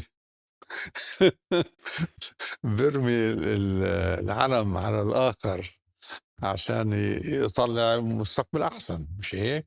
هو كل جيل بيطلع بيسأل الجيل اللي أكبر إنه أنتوا ليش ورثتونا هزايم؟ بعدين أيوه بمر أيوه. بمرحلة، أنا بتذكر هذا العنفوان كان بوقت غزو العراق، آه. بعدين إجت 2011 كيفنا، فرجعنا تعنطرنا مرة تانية يعني إيه. إنه لما كنا بغزو العراق نسأل جدودنا يعني بسأل سيدي إنه شو راح يصير فيقول لي ما راح يصير إشي كذا فأنا بالعنفوان تبعي أقول له لا يعني ايوه انتوا ورثتونا هزايم فاحنا مش لازم انت يكون لإلك كول يعني بعدين بتحس حدث ورا حدث حدث ورا حدث بتكسر بس انت اطلعت عليه بشكل ايجابي انا مش قادر يعني مش قادر اشوفه لقدام مش قادر اتحسسه ايوه. بقراءة تاريخية في احداث كبيرة ثقيلة مرقنا فيها مم. كنت تشوف الإشي السلبي والإيجابي فيها على مستوى التكوين الفلسطيني تعريف الفلسطيني لنفسه اليوم مم. آه، شايف انه في شيء ايجابي لقدام بهذه المساحة احنا هلا باسطنبول، تتذكر قبل 15 سنة صار في تيار تبناه النظام التركي اللي هي العثمانية الجديدة. آه واللي أردوغان كان جزء منه، بس نسيت مين الرئيس التركي الثاني اللي كان مع أردوغان، شو اسمه؟ عبد الله جول أه؟ عبد الله جول جول. جول، لا في واحد تاني غير عبد الله جول، بس جول واحد منهم كان اللي أنشأوا النهضة، اللي بس بإطار تقريبا تركي قومي، اللي هي عودة أمجاد الدولة العثمانية. وأنا واحد من الناس، وبتصور في كتير ناس آمنوا إنه يمكن القومية العربية استنفذت قدراتها ولازم تكون جزء من نظام أوسع اللي هو موازي لأوروبا، واللي هي العثمانية الجديدة. بس للأسف مشت بطريق قومي تركي هون. و يعني كان في مجلة يطلعها رضوان السيد بلبنان اسمها الاجتهاد، اللي حملت لواء العثمانية الجديدة ورؤية نقدية للتاريخ العربي بالفترة العثمانية. وأنا برأيي هلأ رح يبرز تيارات جديدة، وجزء منها رح يكون عروبي، وجزء منها رح يكون إسلامي، وجزء يمكن يكون له بعض إنه يصير في إطار شرق أوسطي مبني على الفكرة العثمانية اللي كانت دولة متعددة القوميات، لكن بتمثل روح آه، مشرقية أو شرق أوسطية، اللي عن طريق اقتصاد المشترك بتواجه العالم، خصوصا على ضوء يعني التراجع الأمريكي الحالي عن طريق قيادات ترامب. فواضح احنا هلا عم نخترق طرق وعم نبحث عن تيارات فكرية جديدة اللي تساعدنا بمواجهة بس على هذا مستوى الصوت. أقرب ويمكن مع توقيت الحلقة هاي في شعور اليوم بأنه ابن غزة هو غزاوي أكثر من كونه فلسطيني في مظلومية اليوم صارت موجودة يمكن بمرحلة كيف أبناء ال 48 كانوا ما قبل الانتفاضة الثانية لما انشغل على استحضار رموز عربية من كل مكان جمال عبد الناصر والشيخ صحيح. إمام وكذا عشان يشعر الواحد إنه أنت جزء من كل فلسطين وكل صحيح. عربي. اليوم في حدث اللي كسر هذه النقاط اللي احنا يمكن من أول الحوار كنا بنحكي عنها أو بنشوف إيجابياتها كيف بتجمع وبتعزز هذه الهوية الفلسطينية الجامعة خليني أقول. وصار حالة الإبادة اللي رجعت أبناء ال 48 100 سنة لورا وراحوا أكتر. هلا عم نشوف إشي أقرب للأسرلة بس يمكن حتى نتردد في تعريفه كأسرلة يعني. في أسرة أكيد. و... اللي بتحكي عنه أنت دايما كان موجود، اللي هي شوف، ببداية القرن كانت الهوية محلية جدا، وهاي الأجزاء إلها معالمها، إنه الواحد يعرف حاله إنه لداوي، يفاوي، غزاوي. وفي صراع داخل غزة بين اللاجئين وأهل البلد، دائما كانت موجودة هذه، وبرزت بعد هزيمة 48، ودائما مع الهزائم ترجع تتعزز. بيكتشفوا الناس بالنهاية إنه الوعي الإقليمي محدود جدا، من ناحية قدراته على التعبئة السياسية، من ناحية تانية على أفقه. عشان هيك الأفق العروبي كان دايما تجاوز، مش للوطنية الفلسطينية، تجاوز للوجدان الإقليمي المحلي. بس اللي بتحكيه كتير صحيح، إنه الهزيمة دايما بتأدي للناس يرجعوا لقوقعة الرؤية المحلية ومرات العائلية العشائرية تقوى، ويمكن الطائفية كمان. بس فلسطين لحسن الحظ تجاوزنا المرحلة الطائفية اللي غزت لبنان وسوريا، لأنه يمكن الطوائف الدينية صغيرة جدا ما إلها مقومات البقاء في لحسن الحظ فلسطين. بس إنه هذا الوجدان المحلي دائما ببرز في زمن الهزائم، ودائما في محاولات للتجاوز عن طريق هويات أخرى. بلبنان، ومش بس لبنان، بالدول العربية كان دائما في آم، آم، قوة للهويات المخضرمة، الفينيقية، الفرعونية، الأشورية. وفلسطين يعني دائما إلها باع في هذا المجال.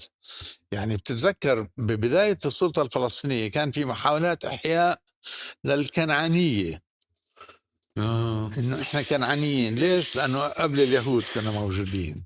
بس المكون الكنعاني في فلسطين مقابل المكون الفينيقي بلبنان ضعيف كتير، لأن الناس بالنهاية الثقافة العربية سائدة عندهم. هلا واضح يعني كمان مع مظلومية الإبادة وكيف عم نحكي إنه في مظلومية صارت بمكان ما، ممكن لفترة إنه الغزاوي يشعر أو أبناء غزة يشعروا بأنه في مظلومية خاصة فيهم بتفرقهم عن البقية، وبشوف حاله كغزاوي أكثر من فلسطيني. ابن ال 48 نفس الشيء، ابن الضفة نفس الشيء. بس هلا بهذا الوقت يمكن إحنا عم نسجل ب 2025. نظرتك أنت سليم تماري للشعب الفلسطيني، لساتك بتشوفه شعب فلسطيني مع كل هذا المسار الكبير، ولا كمان بتفتح سؤال أو شعوب فلسطينية اللي هي ضمن أنه انشغل على تفريقها وتشتيتها وتفكيك هويتها وإلغاء كل هوية جامعة لإلها، وإحداث دائما مظلوميات محلية صغيرة بتخلي الناس تتقوقع بمحلها؟ مم. عم بتشوف الفلسطينيين كشعب فلسطيني كامل يعني، أو مجموعة من الشعوب؟ أنا بشوفها كتيارات متصارعة. يعني تنساش إنه محاولات تعزيز كيانات إقليمية فوق الفلسطينية وتحت الفلسطينية دائما كانت جزء من المخطط الصهيوني. أنا بعنيش إنها هي مكونات صهيونية، لكن كان الإسرائيلية دائما يحاولوا يستفيدوا منها.